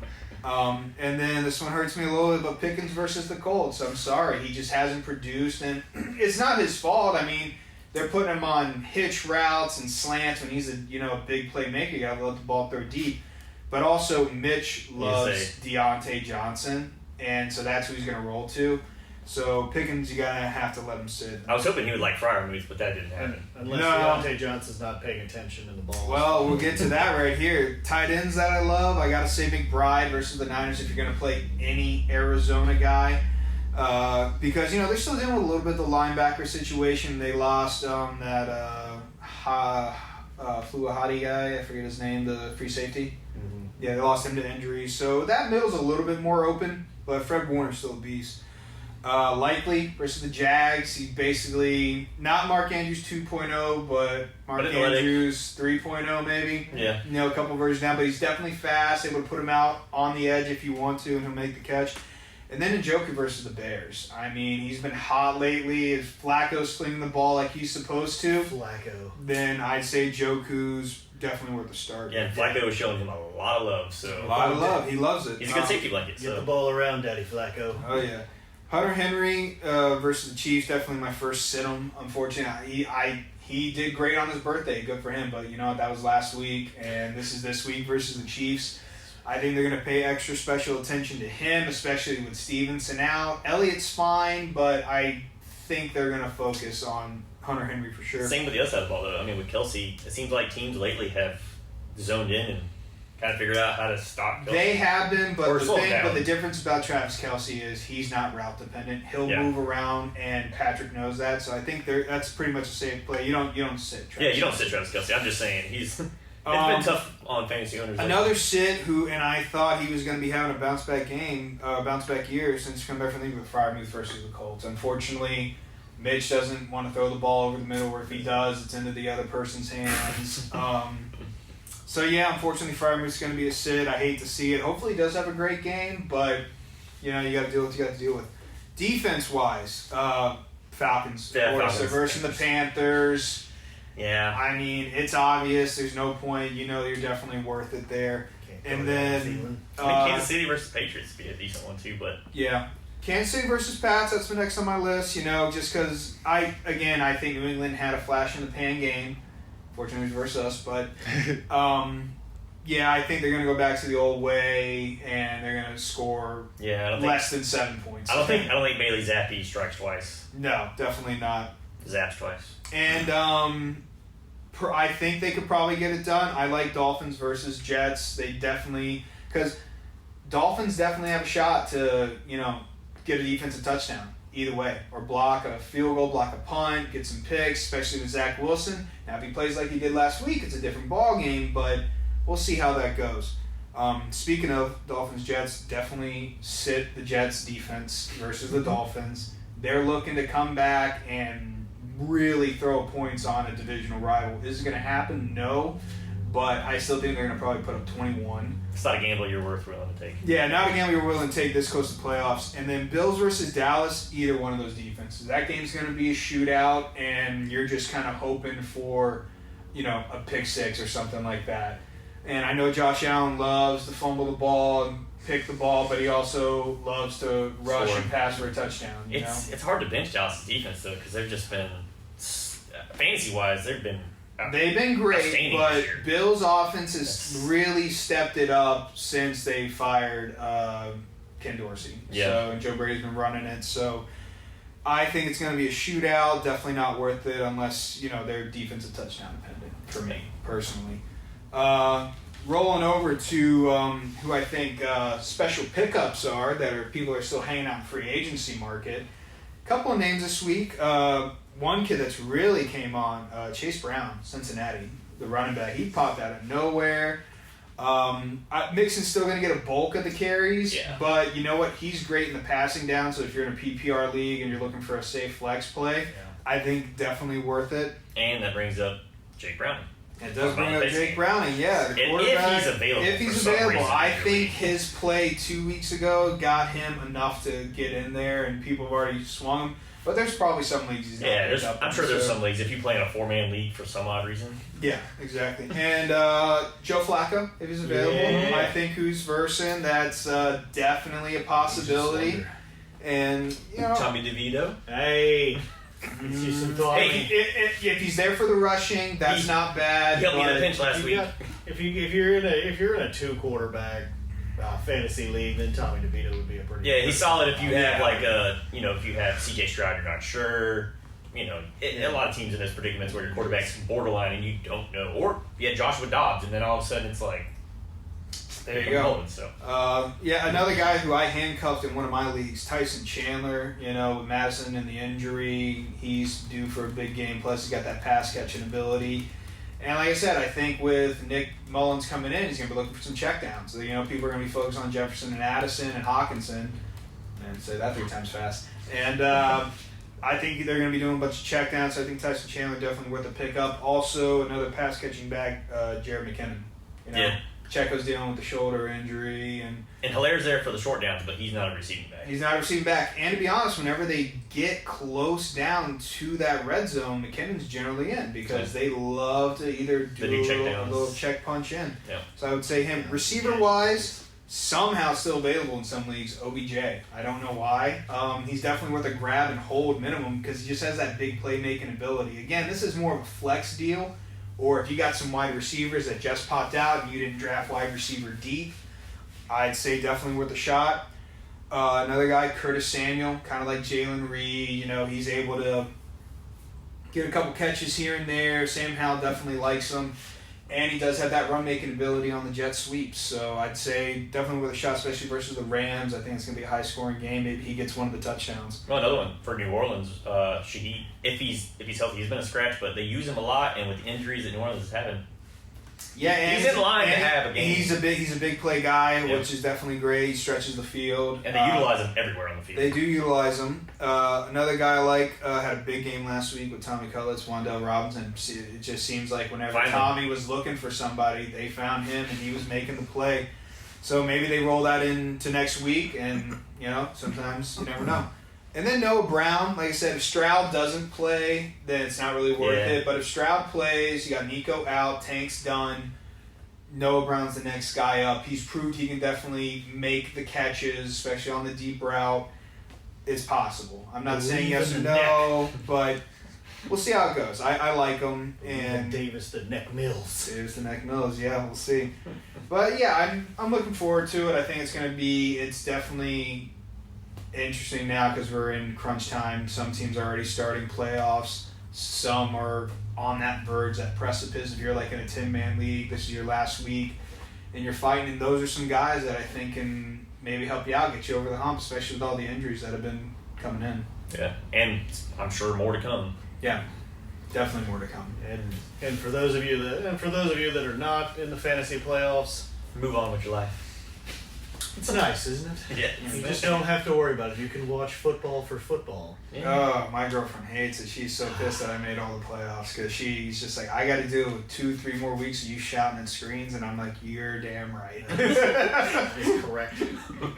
It's how it goes. I mean, that's why we play it. We love it. We've been doing it. I've been doing it for half my life, and I'll continue to do it until the cows come home. Yeah, I say definitely take a break here, and then we can jump in onto some different sports. You know, we got a lot to talk about with the NBA, baseball, got Ohtani's contract we get to talk about. Real excited about that. And definitely want to get in on the Draymond Green suspension. Yeah. It's definitely interesting. We'll be right back with Garbage Time. All right.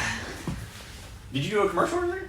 No, we didn't do them. We've been discussing stuff. We were just kind of You did do a commercial. Do Tommy's pen. we were just kind of both. Because you got your website on here, don't you? Yeah. Yeah. Cody, you can rock that out. I hear. I'm going to go through this one. You need a quality pen.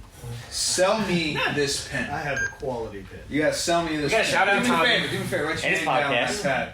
Yeah. I don't even have a pad. There you go. Supply and demand. I told Stacey, I'm like, it'd be good if you did like the producing thing for the podcast. Yeah. 'Cause I told her the one I messaged you about, the whole Yeah. thing, I'm like, I could have you do the interviews, and I can get the people in here because you not knowing much about the medical side, Yeah. you would have probably better questions than I would ask because Right, I might know some of the answers already, so I wouldn't ask them. But that was another podcast I had brought up, like bringing in and doing like health stuff and me getting people from work coming in and like just talk about specific subjects each time, more of an educational thing. But I think it'd be cool.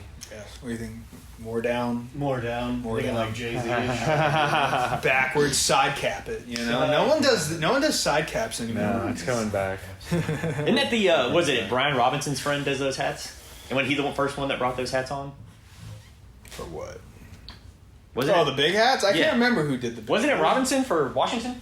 Might have been. I don't know. This one's Noggin Boss. Shout out to them. I'm trying to think. I could have swore it was Brian Robinson. He wore one, and everybody was like, "Where did you get the hat?" And his friend was like, "He's like, my friend owns the company that does these hats." I remember that. I want to say it was Brian Robinson that did it earlier in the year, last year, Yeah. because he wore that giant hat, and everybody's like, "Where'd you get the giant hat from?" Shout out to our producer Tommy Waite. He doesn't go chasing waterfalls. Is that even? Are you recording? Yeah, you are yeah. recording. I mean, he doesn't. He don't want. I'm really digging this pen. Actually, lights up. Do not know how long the battery life is, but kind of has a V for Vendetta thing going on with the mustache and the hair. I'm assuming it's you, correct? Okay. It's a good sit. You definitely got to extend that hair longer, bro. That thing is looking nice. But yeah, I like it, and I hope this made you think. Oh, that's nice. That's a nice little tagline. But yeah, Tommy Wade podcast blog rap. Hold on, I read that right. I think someone's gonna be doing some intro music for us soon, or a rap at the end. Maybe next week. We'll give them some time to think about it. I'm not gonna hit them up off the cuff, but Yeah, we'll get it. yeah, definitely check it out. TommyWaite.com, TommyWaite.com. Love them, you know, even though we just met, but that's all right. I mean, so far so good. You know, he's doing a great job. This is episode 1. He's Yeah, it's doing a great episode job. 1. But yeah, so everything's terrific at this point, John. You gave us the pins. We're wheeling and dealing. He's a Pittsburgh fan like me, so, you know, we share in our demise together, but we share in the victories together. Yes. So. He also has fans in the New England area. We'll get some now. Yeah. We really enjoy just Tim Horton products. Yeah. Donkeys is terrific. I Oh, don't that care was- what anybody says. Tim Horton's Canadian, bro. Yeah. They're. I don't know if they're in Michigan. I know, but I don't know if I don't go they're. to Michigan. James goes to Michigan. Or did he go to Minnesota? Where's Mall of America? Minnesota. Minnesota. Yeah, he went to Minnesota. Whoa! It's an interesting. I've been to. I looked at the Mall of America. I didn't want to go in the Mall of America. I just looked at it. We were in Minnesota. wearing flip flops. I don't want to know. 42-0. It's 42-0. That's what I was about to say. 42-0. I'm glad. Aiden O'Connell's got 4 I'm touchdowns. glad the Chargers are playing football. But Adams He's only got- only 5 for 73, so it's not terrible. Well, he's only got 14 completions, and That's- 4 of them are touchdowns. That's better. I like that. I don't like that at all. I like it in one league, but I don't like How it do in the we other league. check the battery? I'm just nervous because the other one died already. Yeah, I mean, you already got should be Zamir on the screen. White. Yeah. Got a touchdown. That's green. Okay. Yeah, it should be. What? Oh, there you go. Maybe it's just this. A lot of Yeah, people that's are weird. definitely Yeah. upset. Yeah, since the other Josh one died. Jacobs isn't Yeah. playing. I figured Josh Jacobs wasn't going to play. He wasn't, and he's missing out because definitely got a tutty. Yeah, because I think I started him in my other league, but I'm not in playoffs. So It's I don't only halftime. It's only halftime. It's 42 to nothing. They're about to make that 70 burger on Denver look like. They may just Child. murder Brandon Staley at a half. Oh, he's done. He's definitely done. Eastwick's not playing terrible. 9-14 for 75 yards, but they're just not running the ball either. Yeah, because I don't even think Eckler has in a rushing attempt. They're gonna He butt does. He's got Kilmer. 4 rushes for 7 yards. They're gonna Might butt as well line Kilmer up at for halftime. Keelan Allen's gonna stand up and is gonna be like, "Oh, we were going on that fields without you," and then they're just gonna kick him out of the entire stadium. They're going to varsity blues it. Oh my gosh. It's just, it is not good whatsoever. 9.8. We'll see what happens. I think it's 9.8 for who? Monte. Earlier, shout out to Philip Rivers.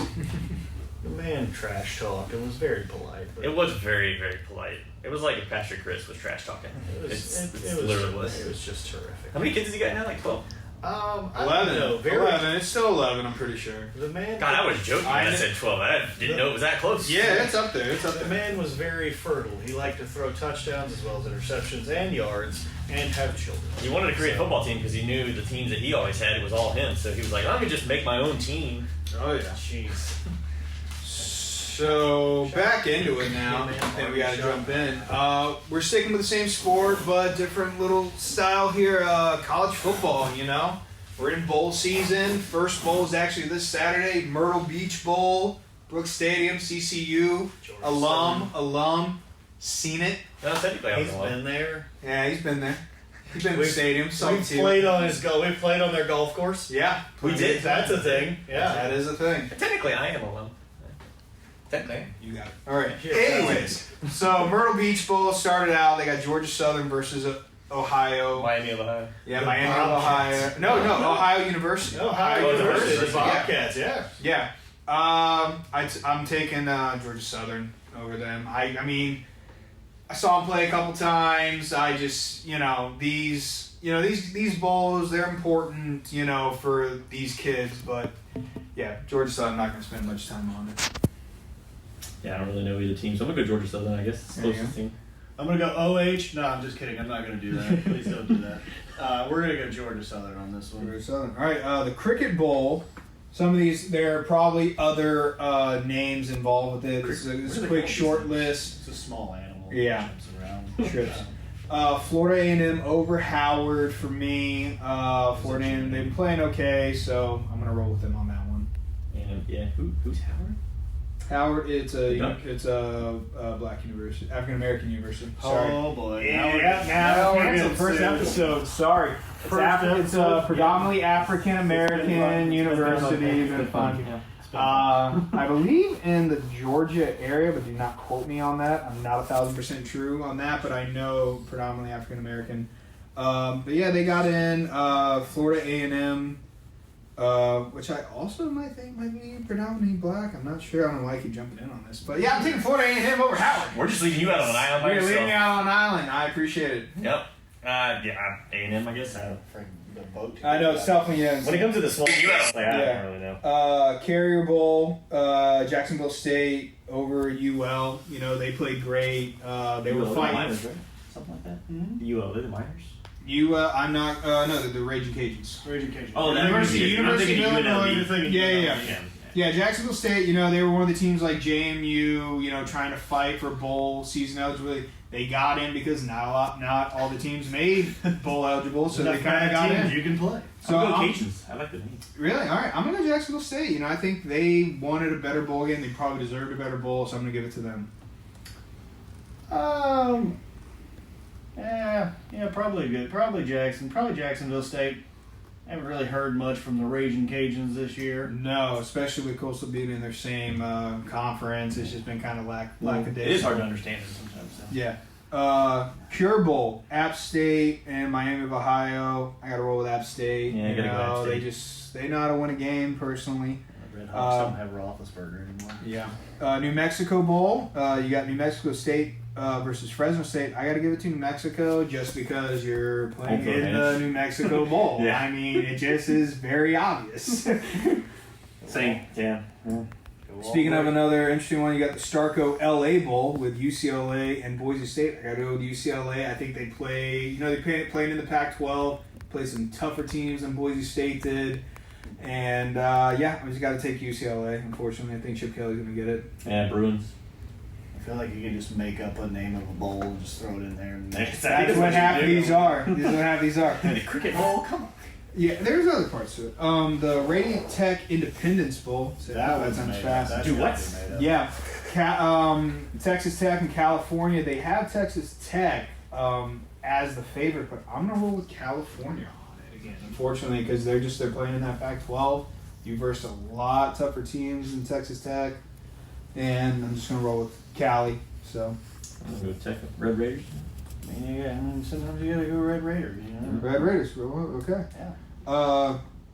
The famous Toastery Bowl, Western Kentucky and Old Dominion. The Western Kentucky Hilltoppers. Yeah, I gotta roll Western Kentucky. Boom. That offense is just potent. They swing the ball all over the place. Throw it everywhere. And yeah, ODU's just kind of blah this year, so I gotta roll with that. Alright. I have no idea. I know the famous Toaster's got good French toast.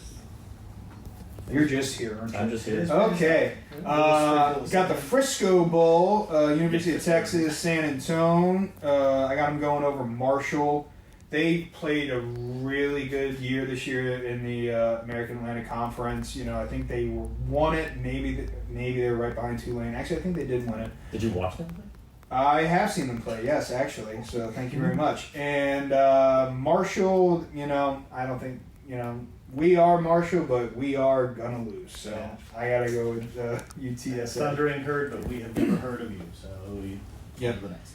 Boca Raton Bowl, Syracuse, and University of South Florida. I'm gonna go with the orange on this one. I'm going to go South Florida. You got friends up there, probably. I'm gonna go with South Florida on this one. I do have friends You up got there, friends in actually. JP's from up in that area, Rochester. He likes the orange, so yeah. Shout out JP, love you, buddy. Maybe we'll get you on here.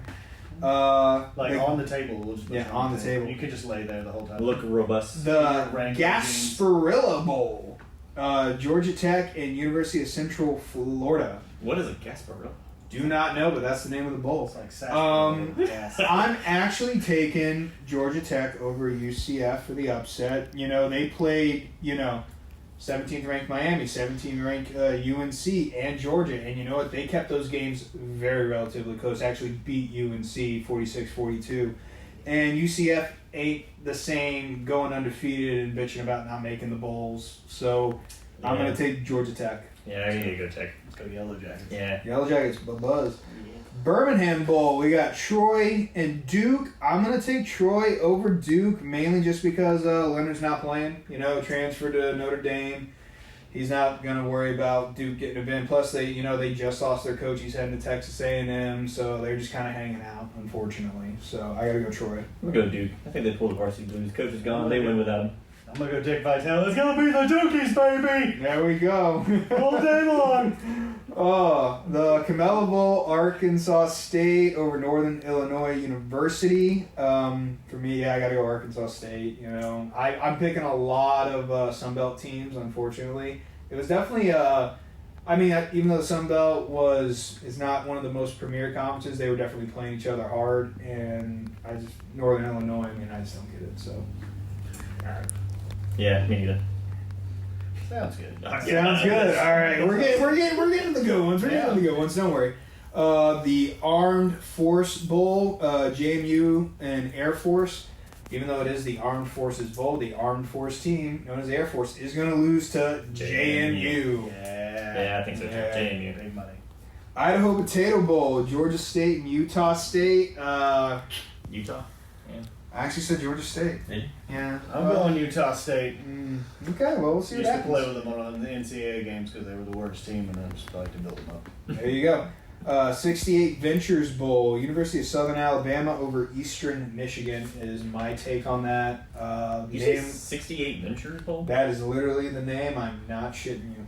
Oh my goodness.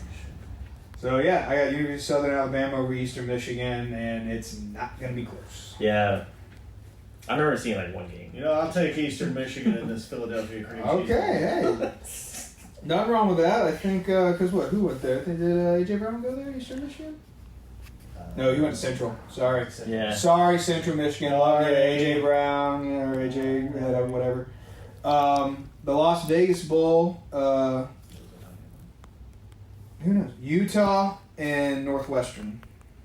Utes. Yeah. The Utes. Gotta go Utes. There you go, Utes. Basically a home game. They're right next door, and they play in that Pac-12. That's how guys travel. Another one that I like, the Hawaii Bowl, CCU, San Jose State. I'm rocking with the alum. Gotta go Coastal. Yeah. Let's go Shots. Yeah, sure, we can pick them. I don't think they'll win. I just think it's a a great experience for them getting to go to Hawaii. So I think they're winners already, but I would love for them to come home to Is visit. Grayson gonna play though, or is he already gone? Dude, Grayson's already trained. That's what I'm saying. He's already gone, right? NC State. He wasn't even playing anyways. Though. Yeah, that's true. But the guest kid also went to the From having went to both CCU and Hawaii, Hawaii was a little overrated, and I don't think It's great for a week. The Quick Lane Bowl, Minnesota and Bowling Green. I'm gonna roll with the Gophers. Yeah, Minnesota. Gophers. Those Golden Gophers, mainly because I like the distraction of the field goal. I do. On the big screen. Very nice. First Responders Bowl, Texas State and Rice. I went Texas State. Shout out to the first responders, but I'm going Rice from a Rice to a Rice. Shocker there. I actually had it in my notes that he's going to go Rice just based off the name. Probably. I mean, they're the Owls. Who? Who Mike in the Jones. Owls? That's throwback. Rice. And then we got the Guaranteed Rate Bowl. Why you say guaranteed? Guaranteed Rate. Rate with a T. T. Guaranteed Rate. Had me there for a minute. You heard what I heard. Yep. Don't think that the NCAA is going to be dealing with that. We'll probably get Kansas and UNLV, the Rebels. I'm taking the Jayhawks. Yeah, I think Jayhawks. Old Rock Chalk Jayhawk. Guaranteed rate Bowl. Next is the Military Bowl. Tulane and Virginia Tech. I like Tulane. They finished ranked. And Virginia Tech just really hasn't been the same since Vic. So They have a military bowl. No military Not a team. single military in the military. hey, Armed Forces Bowl. They got Air Force. They got Air What else Force. have you seen Army and Navy play? They're not going to win Terrible. it, but you know, they're in. Now, one I think you're going to personally like, the Duke's Mayo Bowl, West Mayo Virginia, UNC. West Virginia for sure. Drake May's not going to play. He's getting ready for the draft. They got that kid Green out there. No, shout out Coach Johnson. Sure. His son's playing well there. Yeah. I do. JJ's playing. He's playing good. Coach Jones, yeah. JJ Jones, I like what he's doing. We'll see how he does next year. But yeah, without Drake Not May, it's not even going to be close. Pains me to say, but yeah, West Virginia's taking it. Yeah, it'd be a tough one for Coach Jones though, because West Virginia alumni and his son's playing for UNC. It's very big for him. That's a Yeah. tough one. I just hope that they don't make it seem like it's okay to eat mayonnaise out of the jar. Will Levis loves it. Because they've done it a couple of times. Someone's going to do it. Might as well be West Virginia. Might as well. Holiday Bowl, Louisville, USC. Obviously, Caleb Williams isn't going to play. He does not care. Is he He's playing rather. the He's just getting ready to be number one. I'm gonna go USC anyways. Really? Yeah. Have you seen that defense? Yep. It is atrocious. And so is the offense without Caleb Williams. So So stopping people at a stop sign. Louisville for sure. They're taking it. No questions asked. Cardinals. The Tax Act Texas Bowl. Oklahoma State and Texas A&M, home game for Texas A&M, but I gotta roll with Oklahoma State.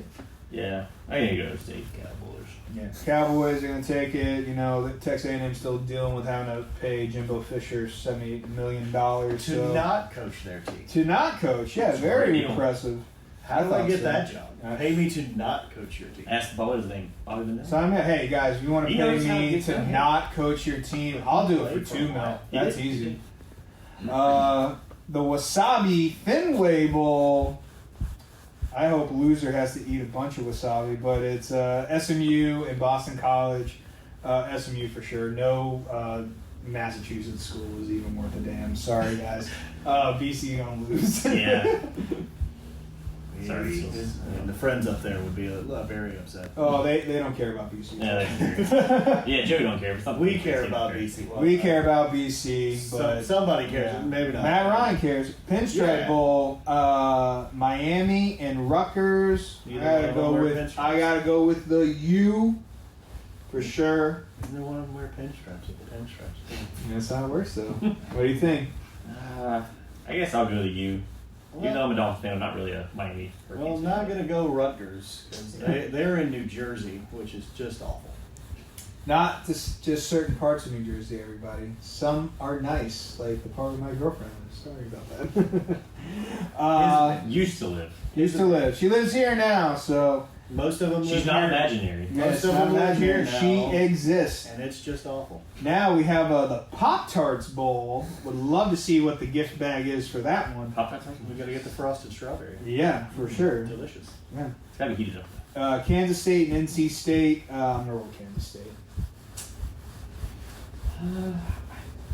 I'm going to go with NC I'll go State. NC State too. You Yeah. go the Wolfpack. All right, Yeah, hey, the Wolfpack's no good. shame in that. Wolfpack, yeah, maybe Grayson will play early. Yeah, maybe. He's already there. He can learn that offense real Yeah. quick. The Valero Alamo Bowl, Arizona and Oklahoma. I went with Arizona. They've been playing great near the end, especially in the Pac-12, which has been pretty heavy. And Gabriel is not there. Yeah. Transferring to Oregon. Gonna be a Moving good- on to greener pastures, literally. That's going to be a good bowl. We're not going to forget about the Alamo Bowl. Yeah. You don't forget it. It's a good bowl. Next up, Gator Bowl. Gator Bowl. We got Clemson in Kentucky. Even though, not even Gators. No Yeah. Gators there. even though I'm a Gamecock fan based off the state rivalry, I'm still gonna say Clemson takes it over Kentucky. Unfortunately. I don't know. I think it'll be close. I think I'm gonna go Kentucky. I can't take Clemson. Yeah. All right. Hey, I hear you. It's Our fine. blood is red. Gator. The Sun Bowl, we got Notre Dame, Oregon State. Neither starting quarterback is going to play. Both Sam Hartman getting ready for the draft and DJ Ungalalele transferring. I don't know where he's going yet. I don't think he said. And He's just floating around in the cloud. He's floating. Hey, but I'm still going to take Notre Dame. I still think they got a better squad than Oregon State, so Notre Dame's going to take it home. Fighting Irish. Liberty Bowl, we got Iowa State and Memphis. I think Iowa State's going to take it. They'll probably bet on themselves to win, that's for sure. So. Liberty. Liberty Bowl. Liberty Bibbity. The Cotton Bowl, we got Missouri and Ohio State, OU. So I'm going to go with Missouri because quarterback Colin McCoy, he left to go to Nebraska, which is very interesting. That's a slight man. Well, like you said, Matt Rule, he said it takes $1.5 to $2 million to get yourself a good quarterback. Guess what? You got yourself Colin McCoy. There's corn in Nebraska. There is. That's all I know And about I the state. love I don't know anything the else about Schroeder the state. kid from Missouri. I think he's third in the league in the nation in rushing. So I think he's just going to run over LSU, and pretty excited about that. The Peach Bowl. This one I'm excited for as a Penn State fan. They're going to take it to Ole Miss and they're going to win. I'm good with that. No complaints. Nope. We're on your side, buddy. There we go. Good stuff. Music City Bowl, Auburn and Maryland. Got to go with Auburn. Yeah, you gotta you go know, Auburn. they almost beat Bama if it wasn't for a Milrow throw to the end zone. And Maryland is Maryland. The Terps ain't going to get it this year. I don't care how nice their uniforms are. Orange Bowl, or the wish we could have been the CFP Bowl. Georgia, Florida State. Obviously, Georgia's just going to run over them. That Florida State offense is trash. Which brings up the controversy. Might as well talk about it now. How we feel about how do we feel about Florida State not making it? You think they deserved it? So if you go based off of the rules and everything and how they criteria it, if you win, you're supposed to be in. But when you do 4 spots and you have 5 conferences, someone's got to be left out. Unfortunately, the ACC is nowhere near as big as the others. And, yeah, someone was going to be out. Florida State kind of did it to themselves. If they would have beat up on Louisville and not just skated by, maybe they had a case. Or if Georgia would have did their job and just beat Bama, we wouldn't be having this conversation. That is true, too. I mean, we don't want to watch a college football playoff game where the quarterback barely beat a low-end ACC team, and he had, 60 passing yards? Something like that? That's what he finished with? Either way, well, the main reason why they picked... They have good defense, I get it, but... They got a decent defense, but you didn't want a whole TCU episode like last season with Georgia. So yeah, and that was a very boring game. I stopped watching it at halftime. Yeah, so I get the committee's decision. Are the best 4 teams in? No, I don't think so. Who would you put then over? I would put Georgia in over Texas. Over Texas? My really? opinion. Okay. Yeah, who would beat Texas? But if you had to pick the 4 teams that you think put up the best opportunity or the best games, I should say, for the college football playoffs, who are the 4 you putting in? I mean, granted, if you put in Georgia and Alabama on opposite sides and they were playing Michigan and if Texas stayed in there, I mean, I know Washington's there, but it's like Washington's got a good offense, but I don't think their defense is going to cut it in college football playoffs. But they can surprise you. I put in the 4 that they put in. Because what they did was they made a team pass the eye test and not necessarily the record test. Mm-hmm. Because if you look at Florida's record alone, sure they deserve a spot to win, but we all watch the games. in a situation, They're not the same without Travis. Exactly. In a situation where you had a quarterback not play, but you still were able to get to the championship game with Ohio State, you had Cardell Jones put up 56 points. Whereas when you already had Jordan Travis's backup put up 16 against the Louisville team. If you beat Louisville 35-6, we're not having this discussion because Florida State's in there. They wanted the 4 best teams, and I think they honestly picked that. Like you picked the 4 best teams that are playing the best football right now. But now, if Georgia were in there, who do you pick? If Georgia was in over Alabama, I wouldn't have cared. I think Texas deserved to be in. They beat Alabama, which is very tough to do, and they won their conference. So I think they deserve to be in, and they won it convincingly. They didn't win it ticky-tacky. I mean, next year we won't have this problem when it's next year we're not. But Quinn Ewers has been playing great ball. He's got guys like Worthy in them to throw to. So I think Texas definitely deserves to be in. Michigan, of course, even with the scandal and all that. Harbaugh. Yep. And, Washington, they do what they're supposed to do. You beat Oregon twice, you win the Pac-12. And Penix and, that amazing receiver corps is doing what it needs to do.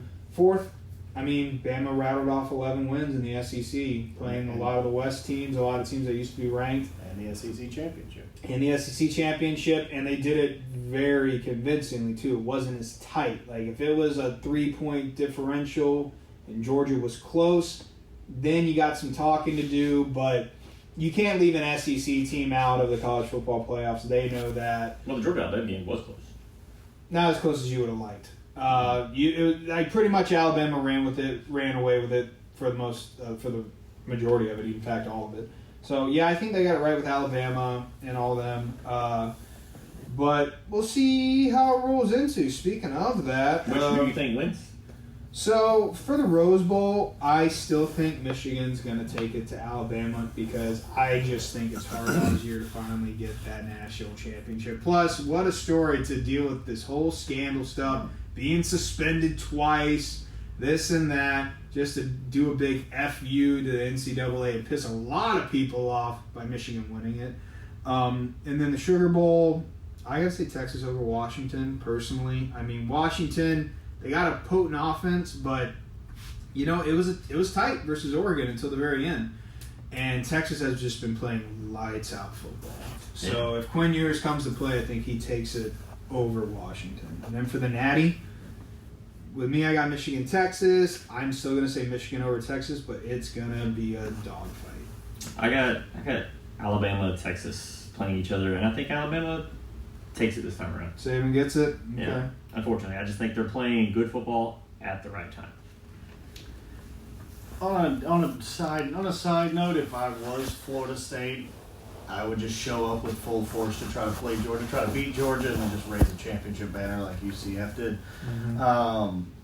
That being said, I think right now, I think Michigan is playing well with JJ McCarthy playing quarterback, and their defense is playing top notch. Corum in the backfield. Yeah, the man always finds the end zone. So, with that being said, I don't think they've been playing good enough football the way that Alabama has been getting better each week.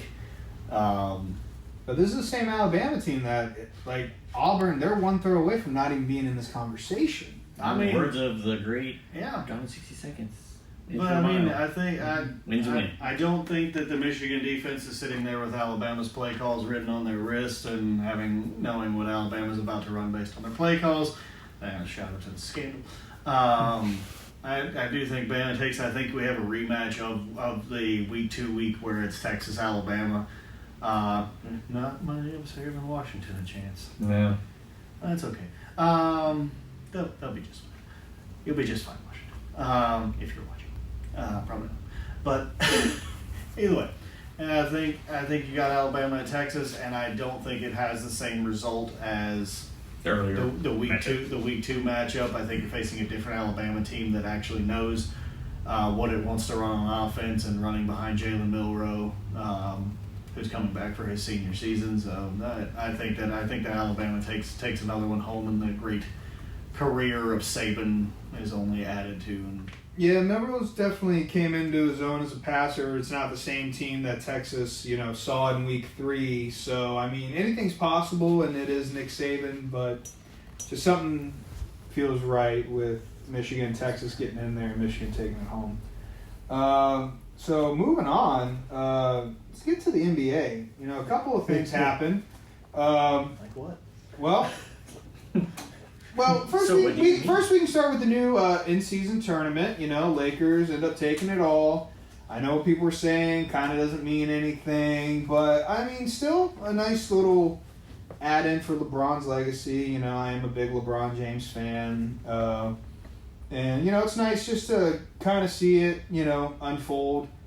Does it mean much if you don't win the big one at the end? Probably not, but I mean, still, I think it keeps you interested during the middle run of basketball season and, dealing with all that other stuff. It was nice to see, but, we're still waiting to see if they can get the big championship. What about y'all? What'd y'all think of it? Didn't watch it. Really sporting it. Yeah. Good addition. Didn't even know about it Wow. until about halfway through the thing. Yeah. Don't really keep up with basketball. So other than the big news like Draymond Green. We believe in honesty on here in between the downs, so thank you for being honest and saying that you didn't watch it. Yep. I enjoyed the fact that it did have playoff intensity in games in the middle of the season. You normally don't see that. Normally people are taking a day off because they lost a toenail or something. Yes. Or they're watching their minutes. Yeah. So I enjoyed that and the definitely intensity that came from it. I do think we are seeing a star being born in Tyrese Halliburton. Oh, yeah, for sure. I think he'll play well, but I do think a lot of people will question what an in-season tournament championship and what a in-season tournament MVP does for LeBron's legacy. Especially everybody that It elevates it is what it does. really loves Michael Jordan, because Jordan only played 6 seasons in the NBA. I'm not sure if anybody knows that. Like, he actually only played the 6 championships and then he left.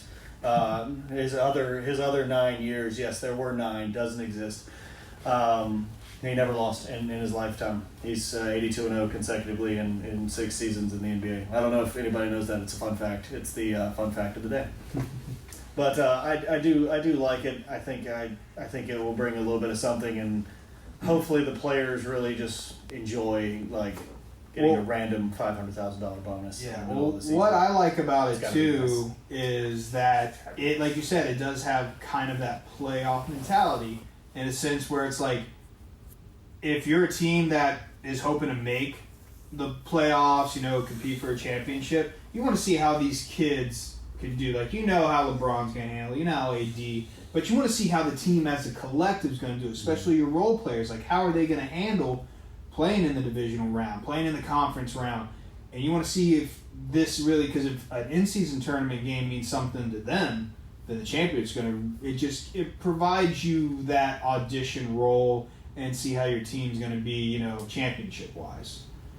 And so I liked it. Hopefully it continues to grow, and we'll see how it goes. I would like to. I know that I don't hold much weight, but I would like to make a suggestion.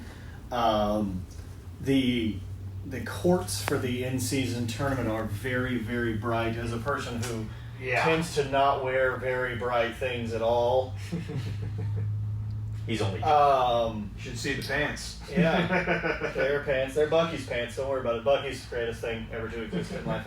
Shout out to Bucky's sponsors.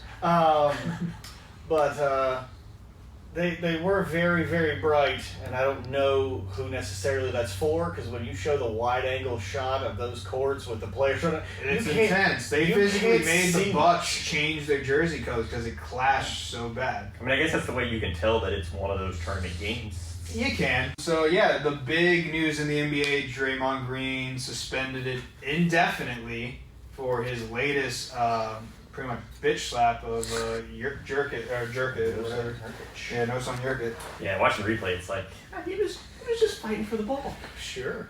Yeah, he's fighting for position, and then Jurkic just slung him around, and he just went boom. It happens all the time. Personally, I'm not shocked it happened. Draymond's had a history of this, and personally, in the past year and some change, he's been suspended 2 or 3 times for all this. He got suspended in the finals versus Cleveland when he kicked LeBron in the area.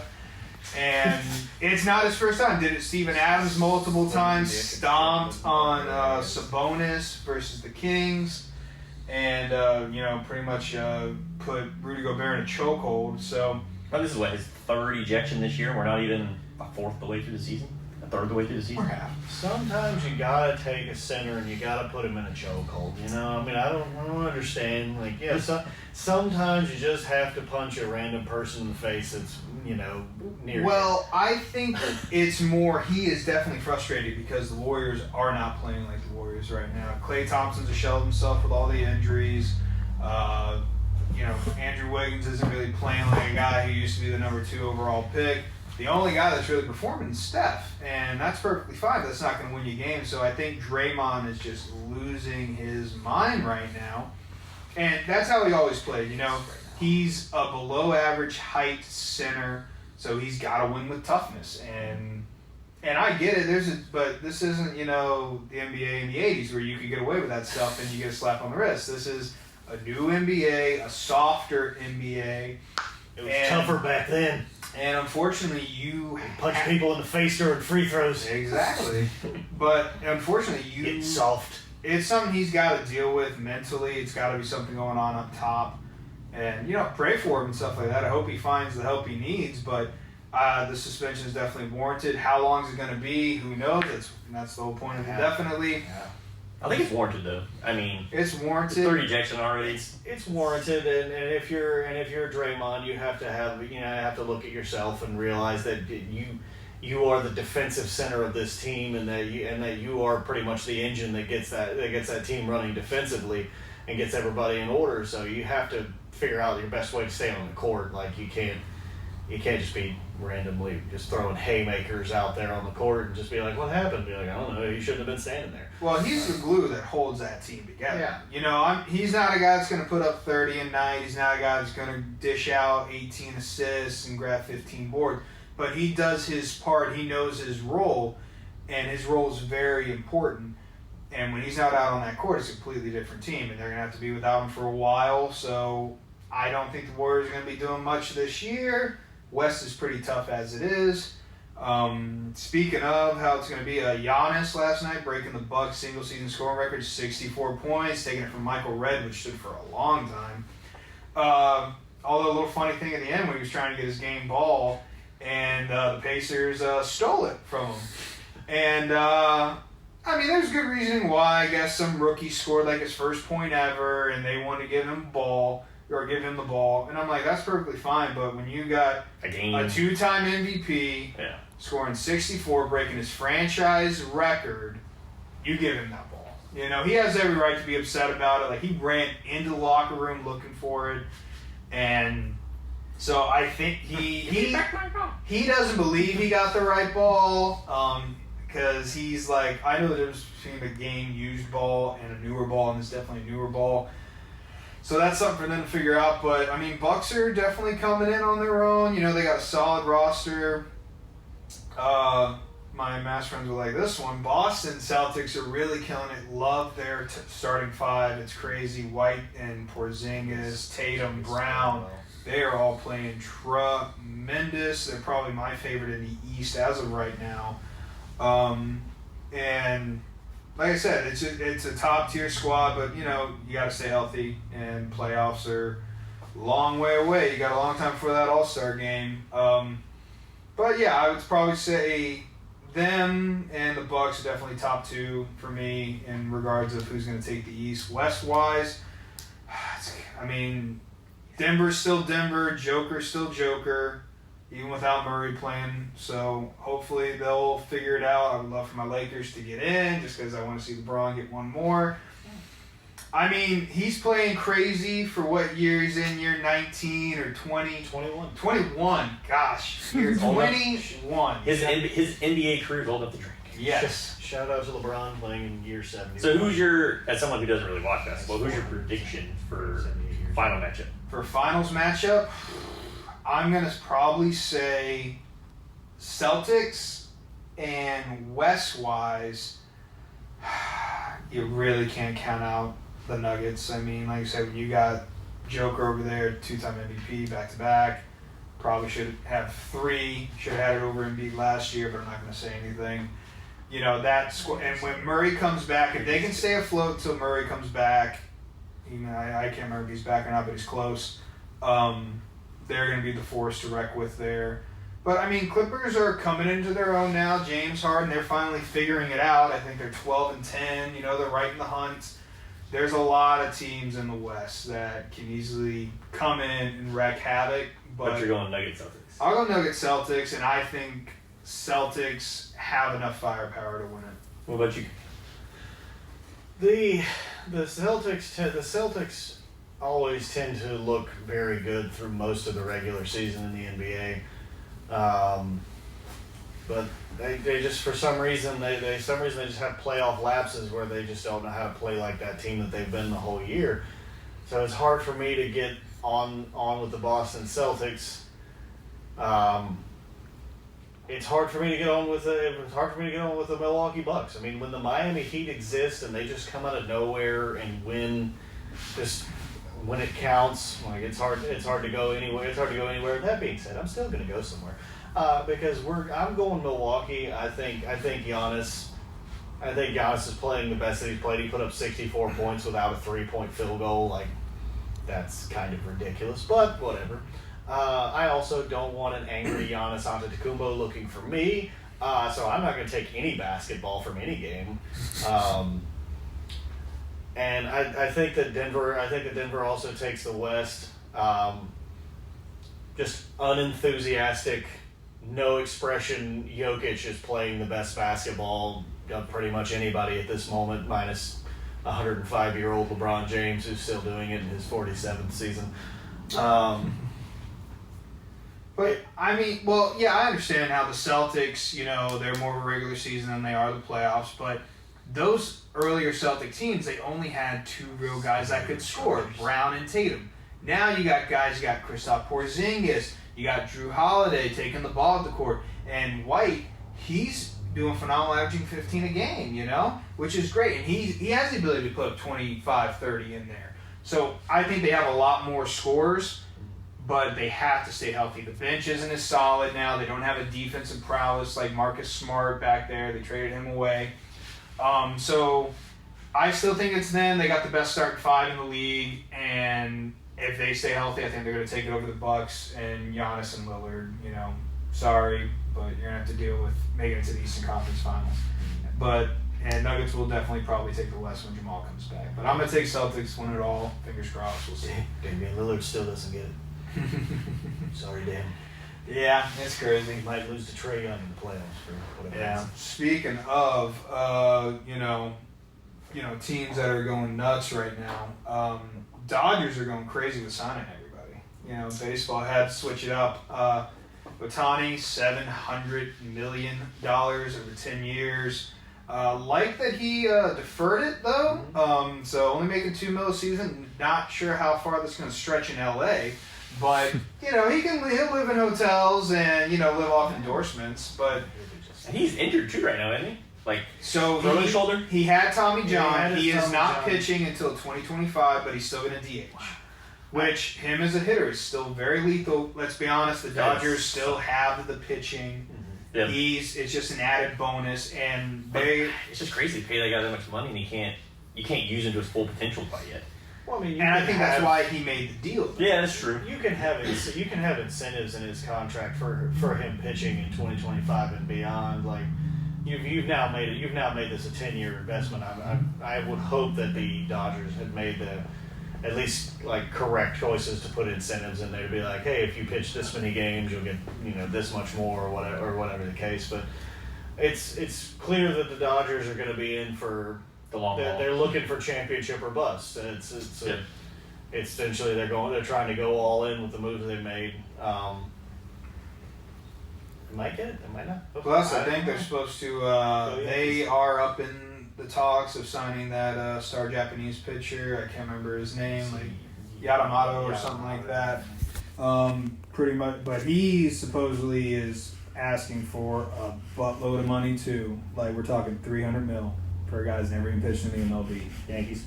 Yankees will pay him, but it's also the same the Mets as well. But we saw the Mets did last year when they paid two guys, ended up trading them both away. And Scherzer getting that series ring, I like it. So we'll see. I think he's definitely going to go to one of the bigger market teams. It's either LA or New York, it's whoever's going to pay him the money. I hope the Yankees do. Because their main issue is pitching and outfield. They fixed the outfield by signing Juan Soto. You got Judge in there. They really just got to focus on the pitching. Cole can't pitch every game, so they definitely need someone else in that rotation. I hope they get it. Get a new hitting coach as well. I think that's on the rise. Bust up, and fingers crossed they're able to take the AL East and hopefully the AL. Season's right around the corner, so that's what I want. Any last thoughts? Anything else to add? Well, like I said, I think we had, for our first ever podcast, pretty successful. Hopefully everyone enjoyed. And like we said, we're going to just do our best to try to provide the information out week by week. Again, this is just from a fan base standpoint. We're not like those pro guys that have been in the league. We're giving it to you from the average fan perspective. And that's who our audience is. That's you guys. And fingers crossed you enjoy it, and we're able to put out good content every week. Yeah. Any last thoughts? We're just regular guys. We put our pants on one leg at a time, just like everybody else. But once our pants are on, we make podcasts. So hopefully this keeps going, and hopefully we reach a lot of people. And feel free to send us what you want us to talk about. Whatever that may be. We'll cover whatever's necessary. We'll figure it out. If we don't know, we'll genuinely say we don't know. We'll try to figure it out and have it on for next time, and maybe we'll watch the Duke's Nail Bowl or whatever. And shout out to Tommy. Thanks for helping us out with this. Yes, Tommy, love him. Can't wait. Tommy, wait. Yeah, we're done. Yep. All right. Well, We thanks are guys here for with listening. Suns. Thanks for listening to Between the Downs. Yeah, Between the Downs. Thank See you next week. All right.